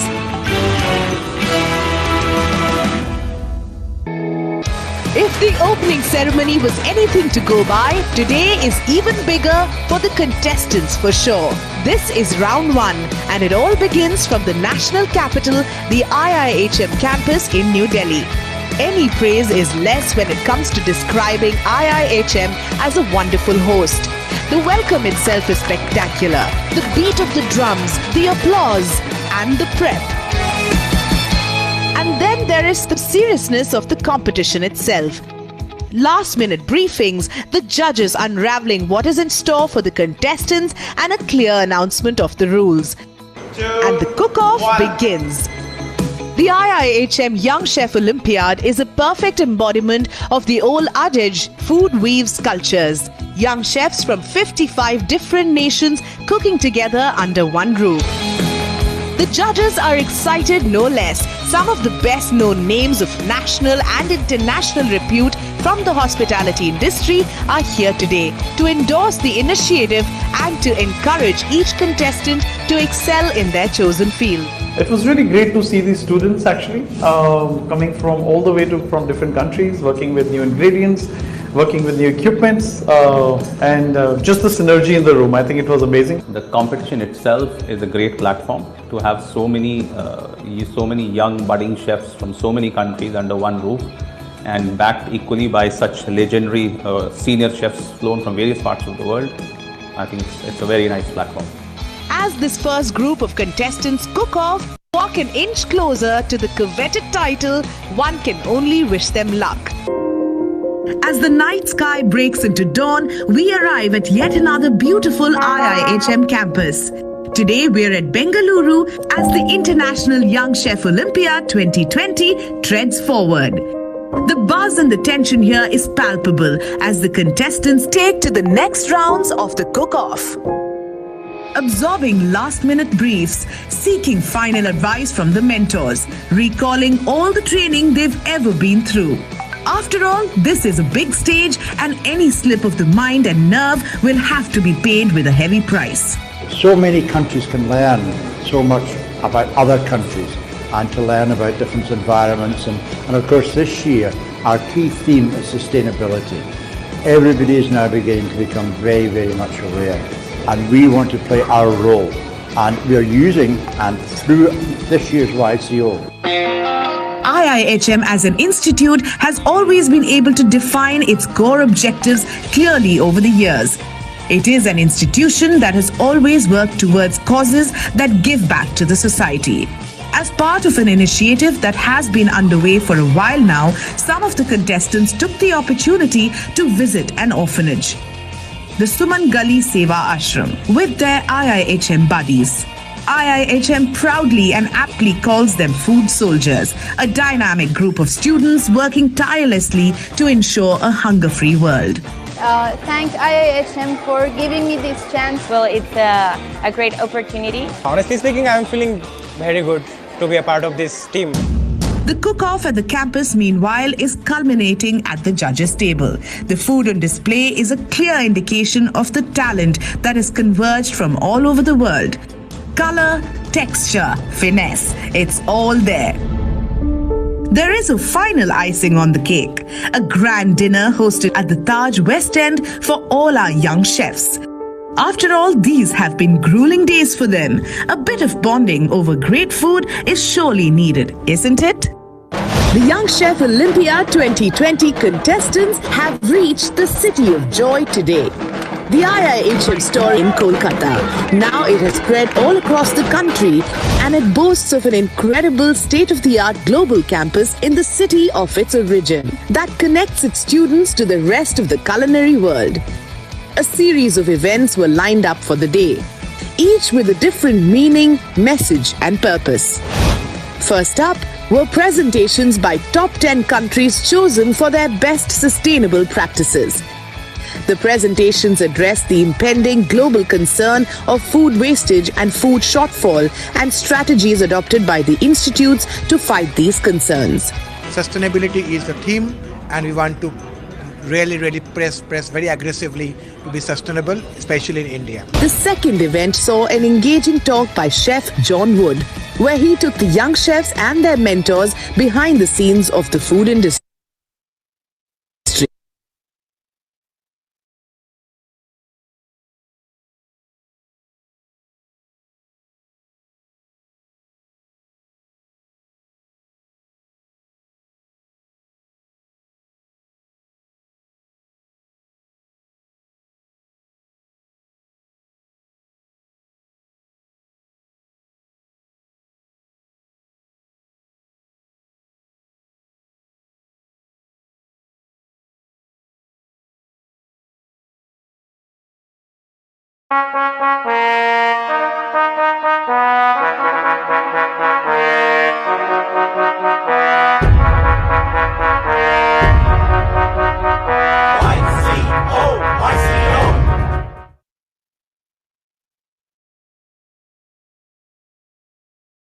Gentlemen, good afternoon and good morning to all of you guys who've logged in from different parts of the world. Well, you are witnessing the opening ceremony of the Young Chef Olympiad 2021, the world's biggest culinary Olympiad anywhere on planet Earth. In this competition, 50 countries have logged in and will be logging in for a competition that's one of the most complex web systems put together by International Hospitality Council and International Institute of Hotel Management. For the next 6 days, these 50 countries are going to fight out one of the most intense culinary battles across 24 time zones on 4 different channels that are going to beam live continuously starting today till Saturday next week. Well, this is by far the biggest ever Young Chef Olympiad that has been organized ever, this time even virtually. COVID-19 did not let us stop here. And here we are with the biggest Olympiad once again, ladies and gentlemen. And for this, we've also created a bounce back anthem, all bringing hope and positivity for all the people around the world. We are hospitality. We will rise. We will not fall. We will stand tall. We will answer the call. We will bounce back. There'll be days when things seem bad. Life may seem unfair. Keep your cool, do not get mad. Breathe out, don't despair. Just say, I'll bounce back. Bounce, bounce, bounce, bouncing back. Whoa. We are hospitality. Through love and hope and service. Things won't always go to plan. Life won't always be perfect. Just keep on going, do the best that you can. Keep things in perspective. And say, I'll bounce back. Bounce, bounce, bounce, bounce, bouncing back. Ooh, yeah. Pick yourself up, dust yourself off and bounce back. Bounce, bounce, bounce, bouncing back. Whoa. Just say bounce back. We are hospitality. We will rise. We will not fall. We will stand tall. We will answer the call. We will bounce back.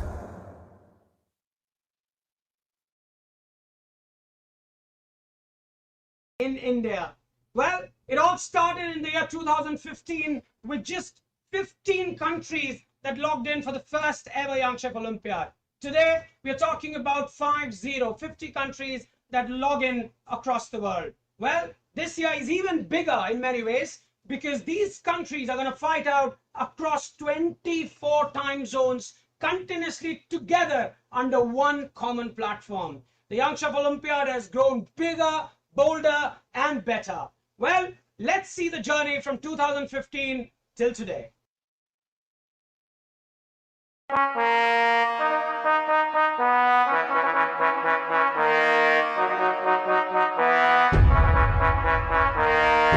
Young Chef Olympiad is the brainchild of Dr. Suborno Bose, Chairman, YCO Global Council, with a vision of uniting people from all over the world through food.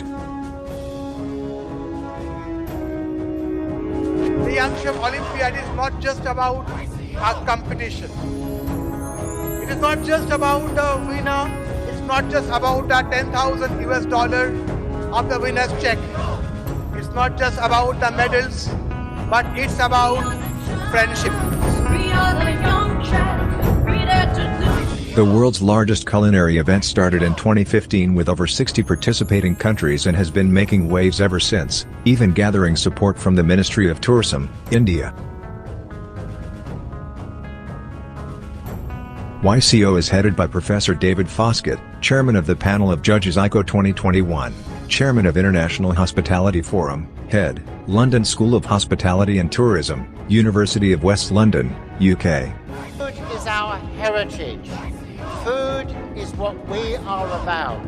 It's part of our socialization. Along with celebrity Padma Shri Chef Sanjeev Kapoor as principal judge.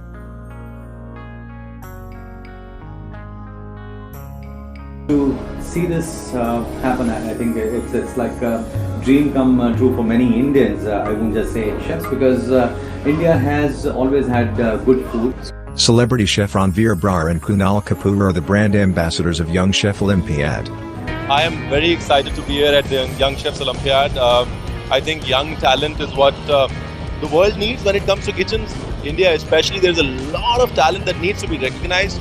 Forums like these, which I'm really excited to be a part of, help recognize the talent at the right time and give it that encouragement at the right time. So the Young Chef Olympiad with the IIHM, I think it's a great initiative of grooming young talent who are passionate about food and cooking and making them the proud chefs of tomorrow for India and for the world. So for everybody at IIHM, first of all, it's a great space to be in. Hoteliering is the most comprehensive management course you can have. It teaches you marketing, production. You know, it is like becoming a mini CEO.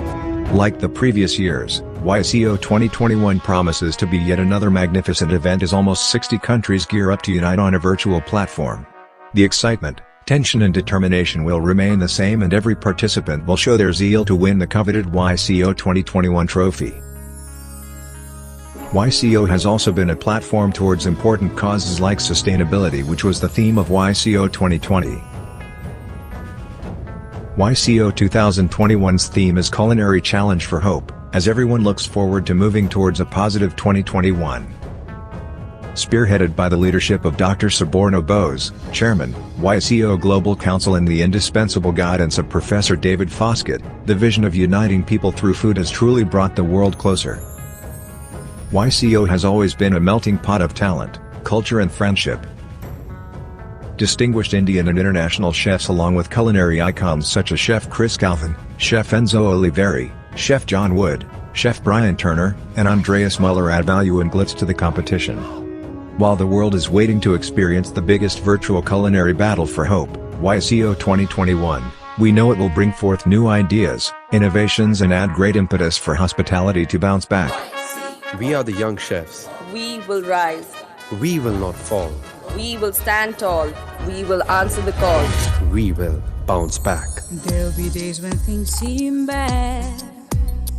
Life may seem unfair. Keep your cool, do not get mad. Breathe and don't despair. Just say I'll bounce back. Bounce, bounce, bounce, bouncing back. Whoa.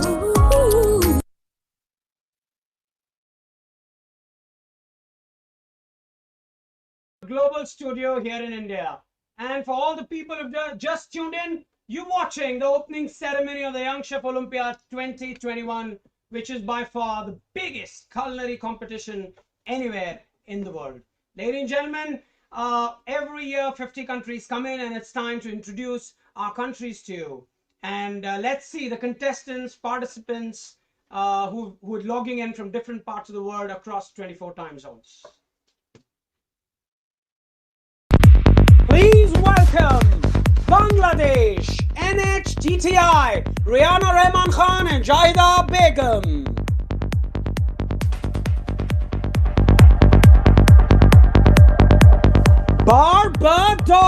Barbados Community College, Jessica Cummins and Tremaine Ricky.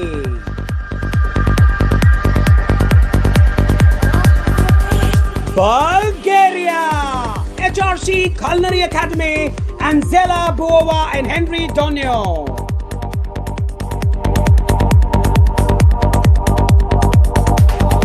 Canada College, Jenna Bona and Fenton Flynn.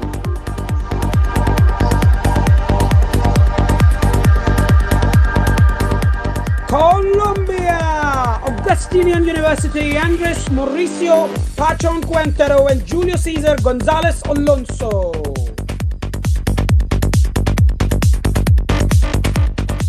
Costa Rica, Bocuse Dio Costa Rica, Daniel Melendez Zuniga and Marco Sanchez Vargas.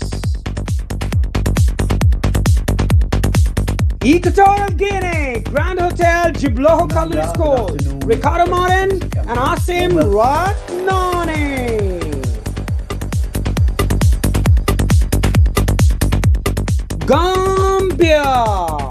Gambia Tourism and Hospitality Institute, Maimouna Dibba. Please welcome Hong Kong International Culinary Institute of VTC, Lemon Key and Ricky Chan Wenglong.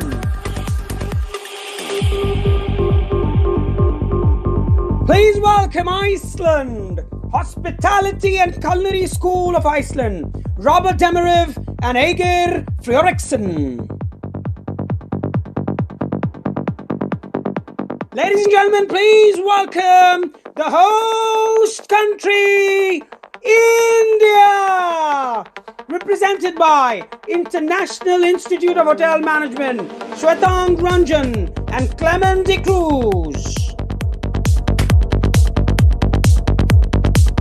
Please welcome Indonesia, Sekla Tinggi Privasata Sahid Surakarta, Nicholas Teaska Ganinda and Yusi Kusmade.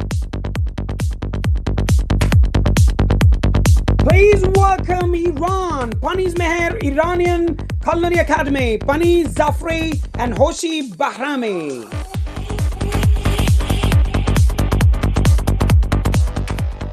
Please welcome Italy, IIS El Merico d'Ascio, Jessica Miolo and Ivano Pintonato.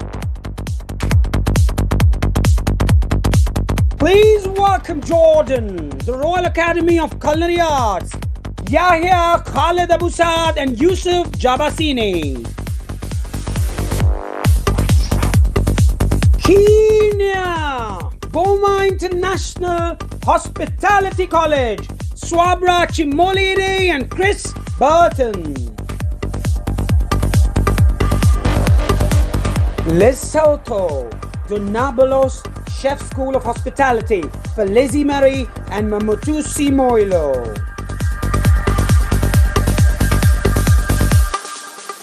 welcome Maldives, the Maldives National University, Fatima Sada and Fatima Umar.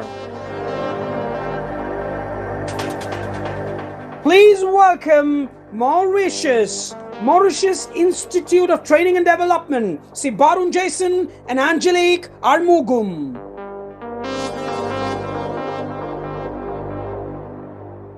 Please welcome Morocco Culinary Institute.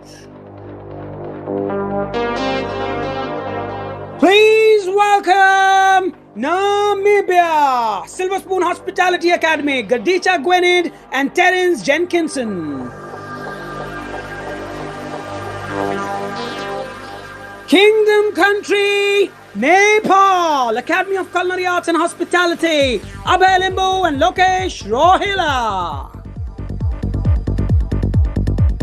Please welcome New Zealand Wellington Institute of Technology, Jessica Lewis and Scott Campbell. Next country, Nigeria, CMK Culinary Arts School, Aiki Elizabeth and Basay Abe.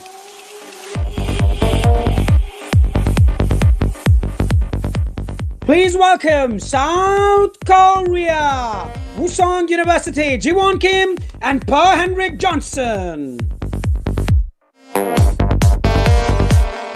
Please welcome Spain, Escola Superior de Hostelería de Barcelona, Esther Joe and Jacob Salvador. Please welcome our neighbor country, Sri Lanka, William Anglis Institute, Mahapata Benji Krishal and Vinu Winfred. Please welcome Sweden, Wojcinska Gymnasiet, Axel Wanalund and Jonas Olsson. Please welcome Switzerland, BHMS Business and Hotel Management School, Marion Willems and Sean Leonard. Please welcome Thailand, Kasim Bandit University, Srinanda Jun and Usharapon Amon Siton. Please welcome Tunisia, Academy Art Park, Saif Edine and Yengui Makrem. Please welcome Turkey, Turkish Culinary Academy, Ogu Serhan and Burak Aras. Please welcome United Arab Emirates International Center for Culinary Arts, Srijanti Natraj and Rushali Jadhav. Please welcome Uganda, Multitech Business School, Kampala. Please welcome Uzbekistan, International Center for Uzbek Culinary Academy, Ahmad Kamdamov and Abdurrahman Abdulwakidov.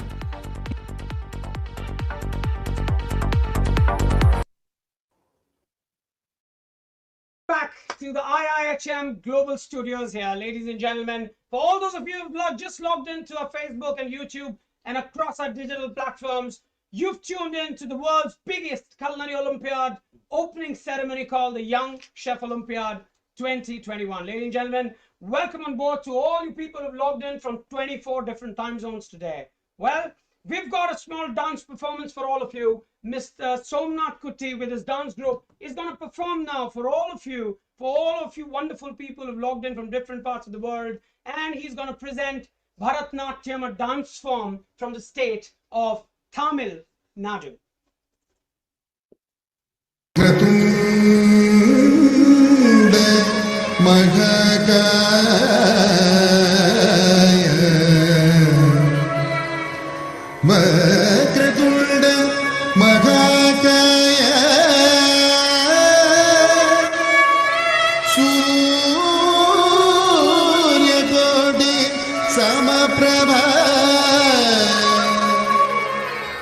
निर्विघ्नं कुरु मे देवो सर्वकार्येषु Young Chef Olympiad is the सर्वदा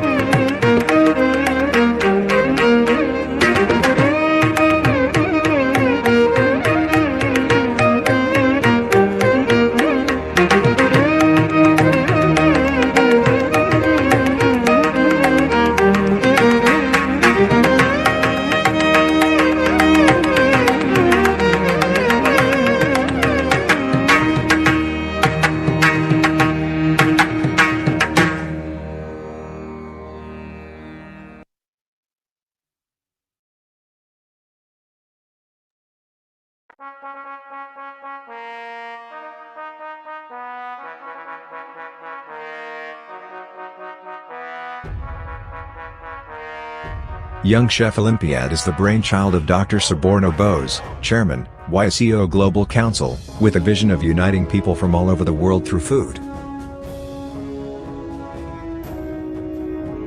The Young Chef Olympiad is not just about a competition. It is not just about the winner. It's not just about the 10,000 US dollar of the winner's check. It's not just about the medals, but it's about friendship. The world's largest culinary event started in 2015 with over 60 participating countries and has been making waves ever since, even gathering support from the Ministry of Tourism, India. YCO is headed by Professor David Foskett, Chairman of the Panel of Judges ICO 2021, Chairman of International Hospitality Forum, Head, London School of Hospitality and Tourism, University of West London, UK. Food is our heritage. Food is what we are about. It's part of our socialization. Along with celebrity Padma Shri chef Sanjeev Kapoor as principal judge.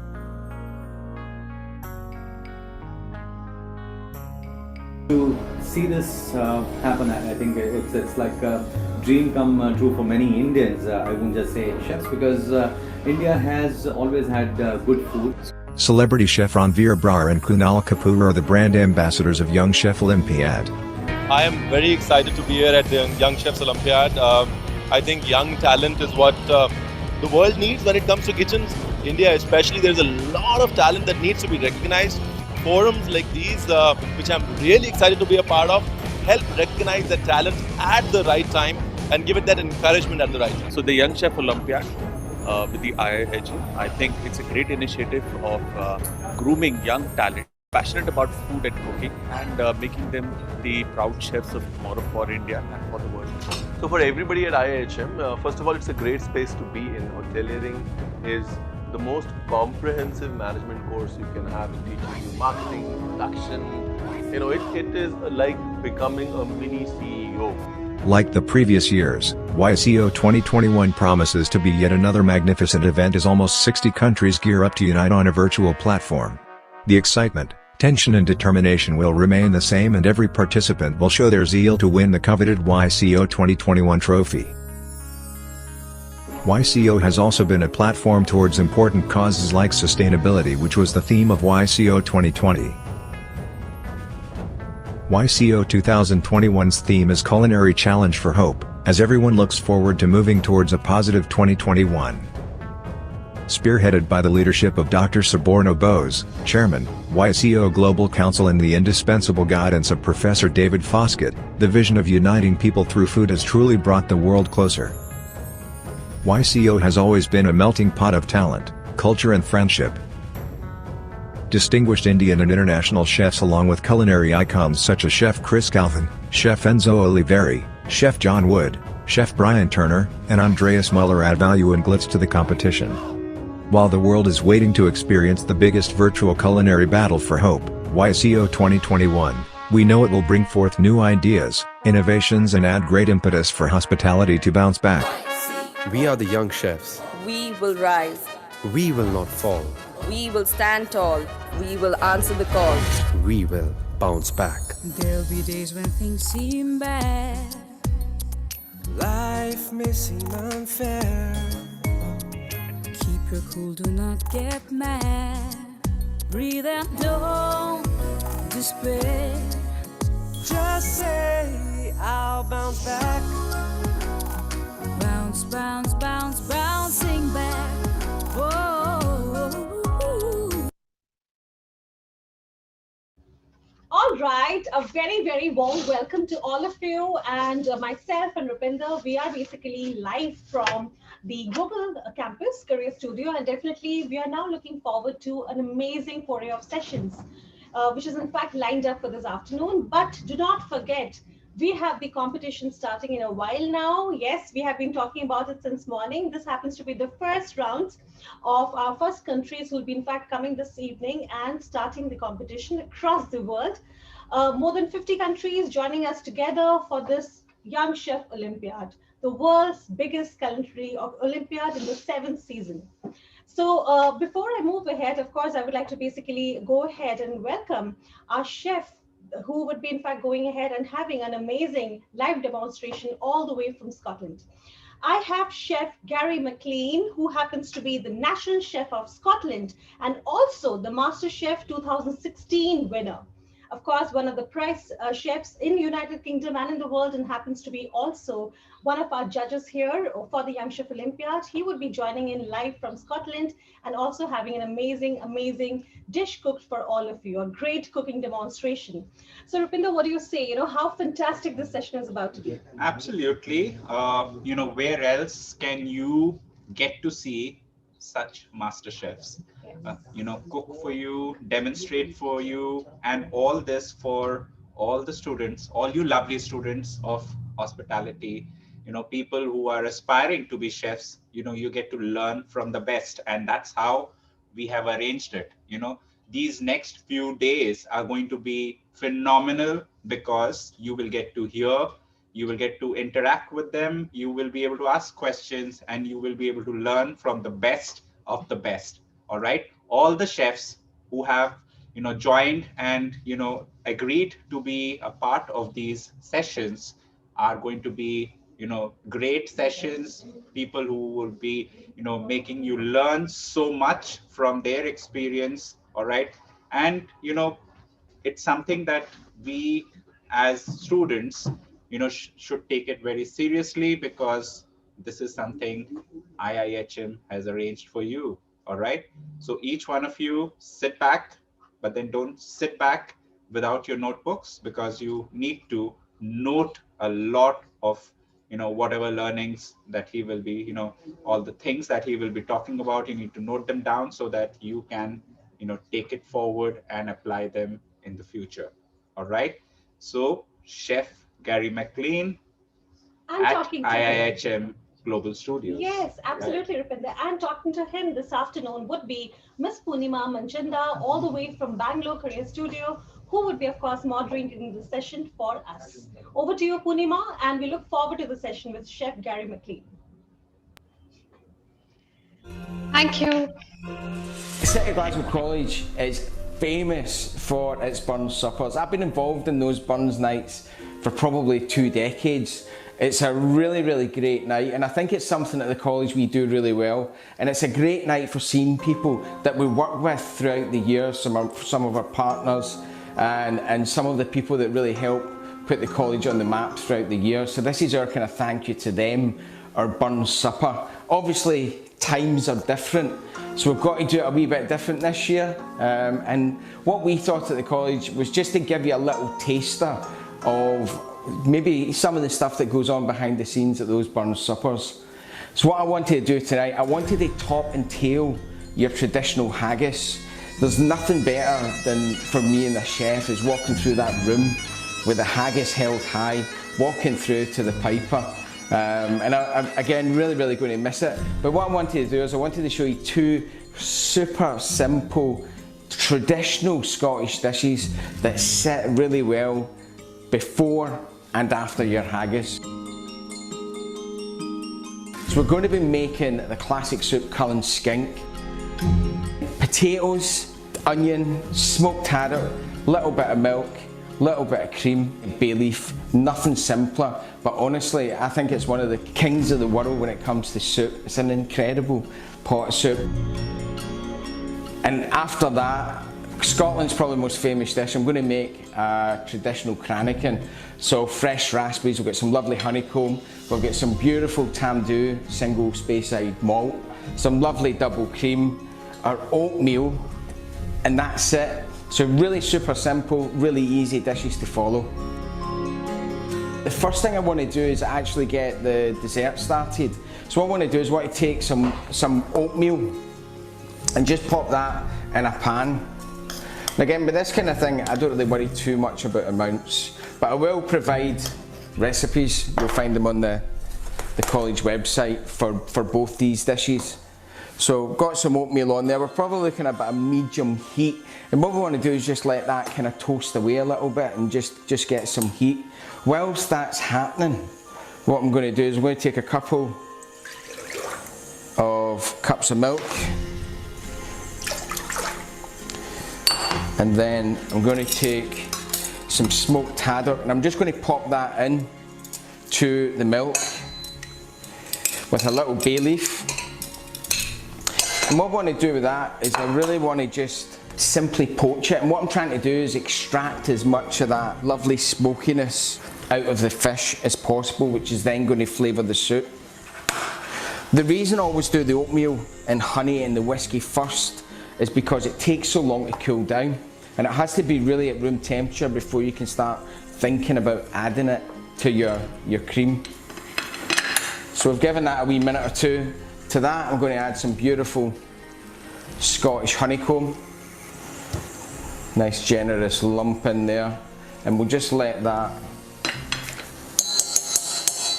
mix with our oatmeal. And I don't know if you can hear that, but you can tell how hot that is. It's just starting to sizzle. Our Burns suppers, they're the hottest ticket in town, as they say. It's a really good night. I once had to ask the Prime Minister to move her Burns supper, because she asked me to do it at number 10. I had to ask her to change the date because I was not going to miss the college Burns supper. So I had two Burns nights in very quick succession. So honey, oatmeal, to that we're going to add just generous few measures of whiskey. I'm just going to pop a lid on top, and that just extinguishes the flame. And we'll turn that off. And there you can see we have I mean, the whole kitchen just smells of whiskey. So just leave that there to cool. Next thing I want to do is I want to get the base of that soup sorted. And the base, I've got a really nice, a big white onion, and I'm just going to finely chop that onion.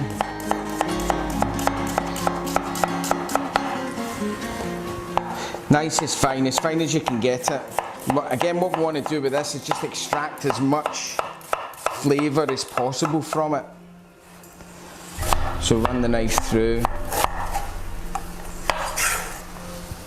And I'll get a pan on here. A good knob of unsalted butter. And we'll get those onions in. And what I want to do with the onions is I just want to sweat them down. So what I want to do is try and get rid of as much moisture as possible, but I don't want to create any colour. It's all about just being patient with the heat. It doesn't have to be hot. So we're just softening down or sweating down, as the technical term would be. And I do a lot of burn suppers. I do a lot of traditional Scottish food, especially when I travel. The most talked about ingredient that I travel with is haggis. And I like it. I mean, it's shortbread type Scotland, but I really do think it's a great product. Talking about shortbread, look, I even get dressed up in my kilt.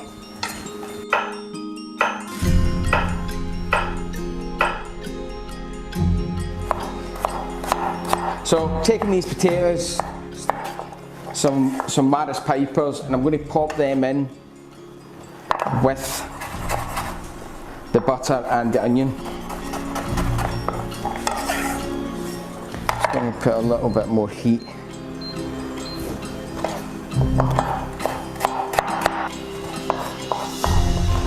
So I'm going to dice up all those potatoes, I'm going to sweat them off.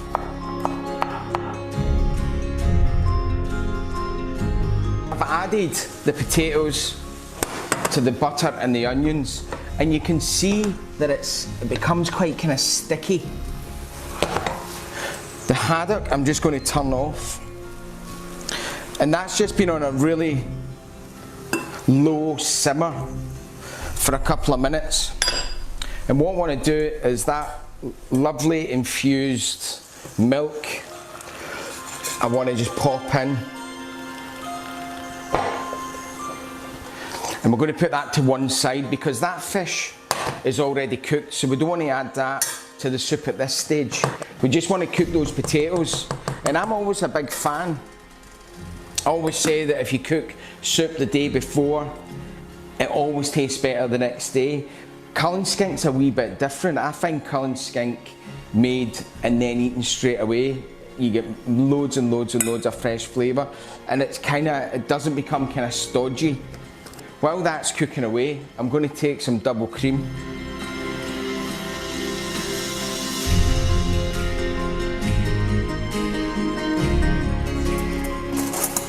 And to that I'm going to add a little bit of vanilla bean. Again, this is probably the only sort of traditional ingredient I'm going to add. And I'll be honest, I quite like this sort of thing here, this little product. It's much better than pods, because pods cost an absolute fortune, and from the supermarket they're always pretty rubbish. But I always find that's a good in-between. So I'm going to let that cook, and I'm going to whisk this cream.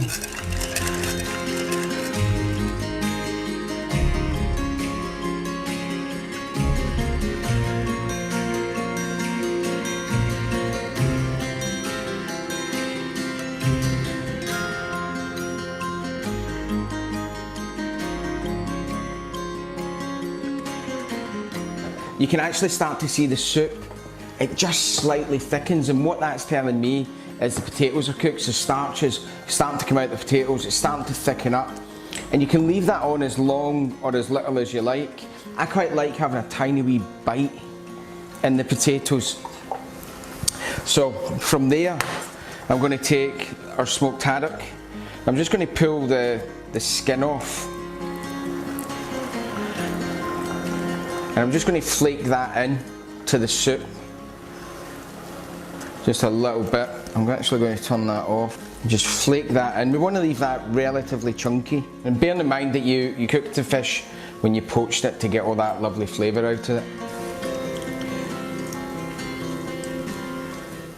I'm going to give that just a little stir just to get that in there.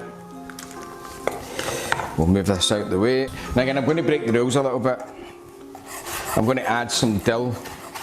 And I know from previous not to mess about too much with traditional recipes, especially recipes from the northeast, because they don't like their recipes getting messed about with too much. But I'm just going to add a little bit of colour, a little bit of dill. I'm just going to give that a little final taste. It looks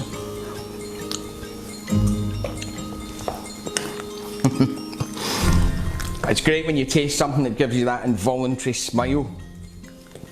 You know you've done something right, and it is so quick and easy. It's an incredible soup, absolutely incredible. So we'll let that sit there while we finish the Cranachan, and then we can serve up. So Cranachan, semi-whipped to cream, so you can see it's still quite runny. To that I'm going to add the raspberries, but I'm going to save a couple. I'll save a couple for garnish, always thinks nice. And then I'm going to add our honey and oatmeal mixture. And we just want to fold that through. So, and we can be quite rough. We can break up some of those raspberries, and some of it will be kind of coloured, and each little mouthful of this should be a wee bit different from the last. So we're almost there, just ready to plate up. So just got a couple of little things to do. So I'm going to finish the Cullen skink with a little bit of double cream. It doesn't need it, it is optional, but it really does enrich that soup, and you know you're getting something really special just with that little pop of double cream in at the end. We'll move that to one side, and our Cranachan, we're just going to build that up in the glass. You don't need that much, it's really quite rich, but you've got that amazing balance of the whiskey, the oatmeal, the honey, and then mixing that with that luscious double cream, and then the sharpness of those raspberries. So what I want to do now, I always like to kind of pop Cranachan off, so I'm just going to pop a little bit of that oatmeal mixture on top. We'll pop on a couple of these beautiful raspberries, and we're going to finish that off with some mint I've taken from my garden. That's what's handy about working at home. We'll move that out of the way. We'll get tidied up.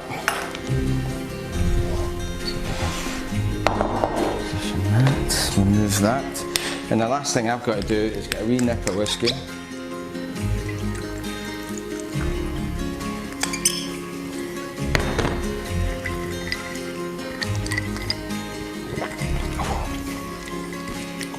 Wow.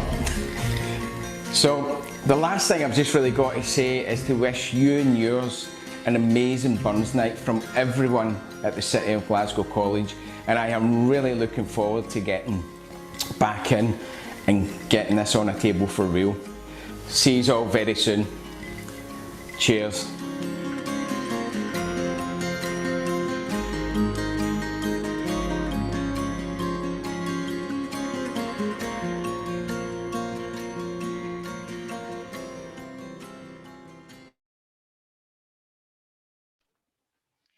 All right, warm greetings from the Bangalore studio, and that was Chef Gary McLean from Scotland, UK. Very interesting fact before Chef Gary joins us about Chef Gary is that he is a multi-award winning chef of Scotland. In the year 2016, he was crowned as Master Chef in the Professionals Champion. Chef Gary drives his own passion for culinary, and for 7 weeks he was out there as a participant. So we will, when we have Chef Gary with us shortly, we will be definitely asking him about that experience as well. So in the meanwhile, questions are pouring in, and all the students who are here, all the young aspiring culinary artists. All right, we have Chef Carrie with us. Chef Carrie, warm greetings to you. It's good morning in UK. Yeah, it's about 8:30 or 8:45 or something. So yeah, it's my first task of today. Thank you so much, Chef Carrie, for joining us. We have very young, aspiring, budding chefs with us on this platform, as well as YouTube, watching us pan-India. And we've had the privilege of watching your live demo of the Scottish traditional dish. And there are a lot of questions that are coming up. And would you like to say something to the students or the viewers before we begin with the question and answer session? Yeah, it's really nice to be here. It's nice to share the sort of culture of food. I think it's fully transferable, you know, the culture of food from around the world, and that's exactly what the Young Chef Olympiad does. You guys probably saw the opening ceremony yesterday. You see the scale and the volume. If this might be your first year at IIHM, but it's quite an incredible experience, and hopefully over the next week or so we can replicate that as best we can on Zoom. But it's nice to see that we can talk, and we can, as I say, it'd be nice to talk to you, and I'm looking forward to your questions. Absolutely, Chef. All right, the first question that has come from one of our viewers is, Chef, what are the other substitutions for haddock? You could really use any type of fish. In Scotland we'll use a couple. We'll use haddock. We'll use smokies. You can use a lot of different fish. You can smoke your own fish. I just before the last Young Chef Olympiad 2020, I was in Cuba, and I made it from a fish I didn't even know what it was. So I got some fish,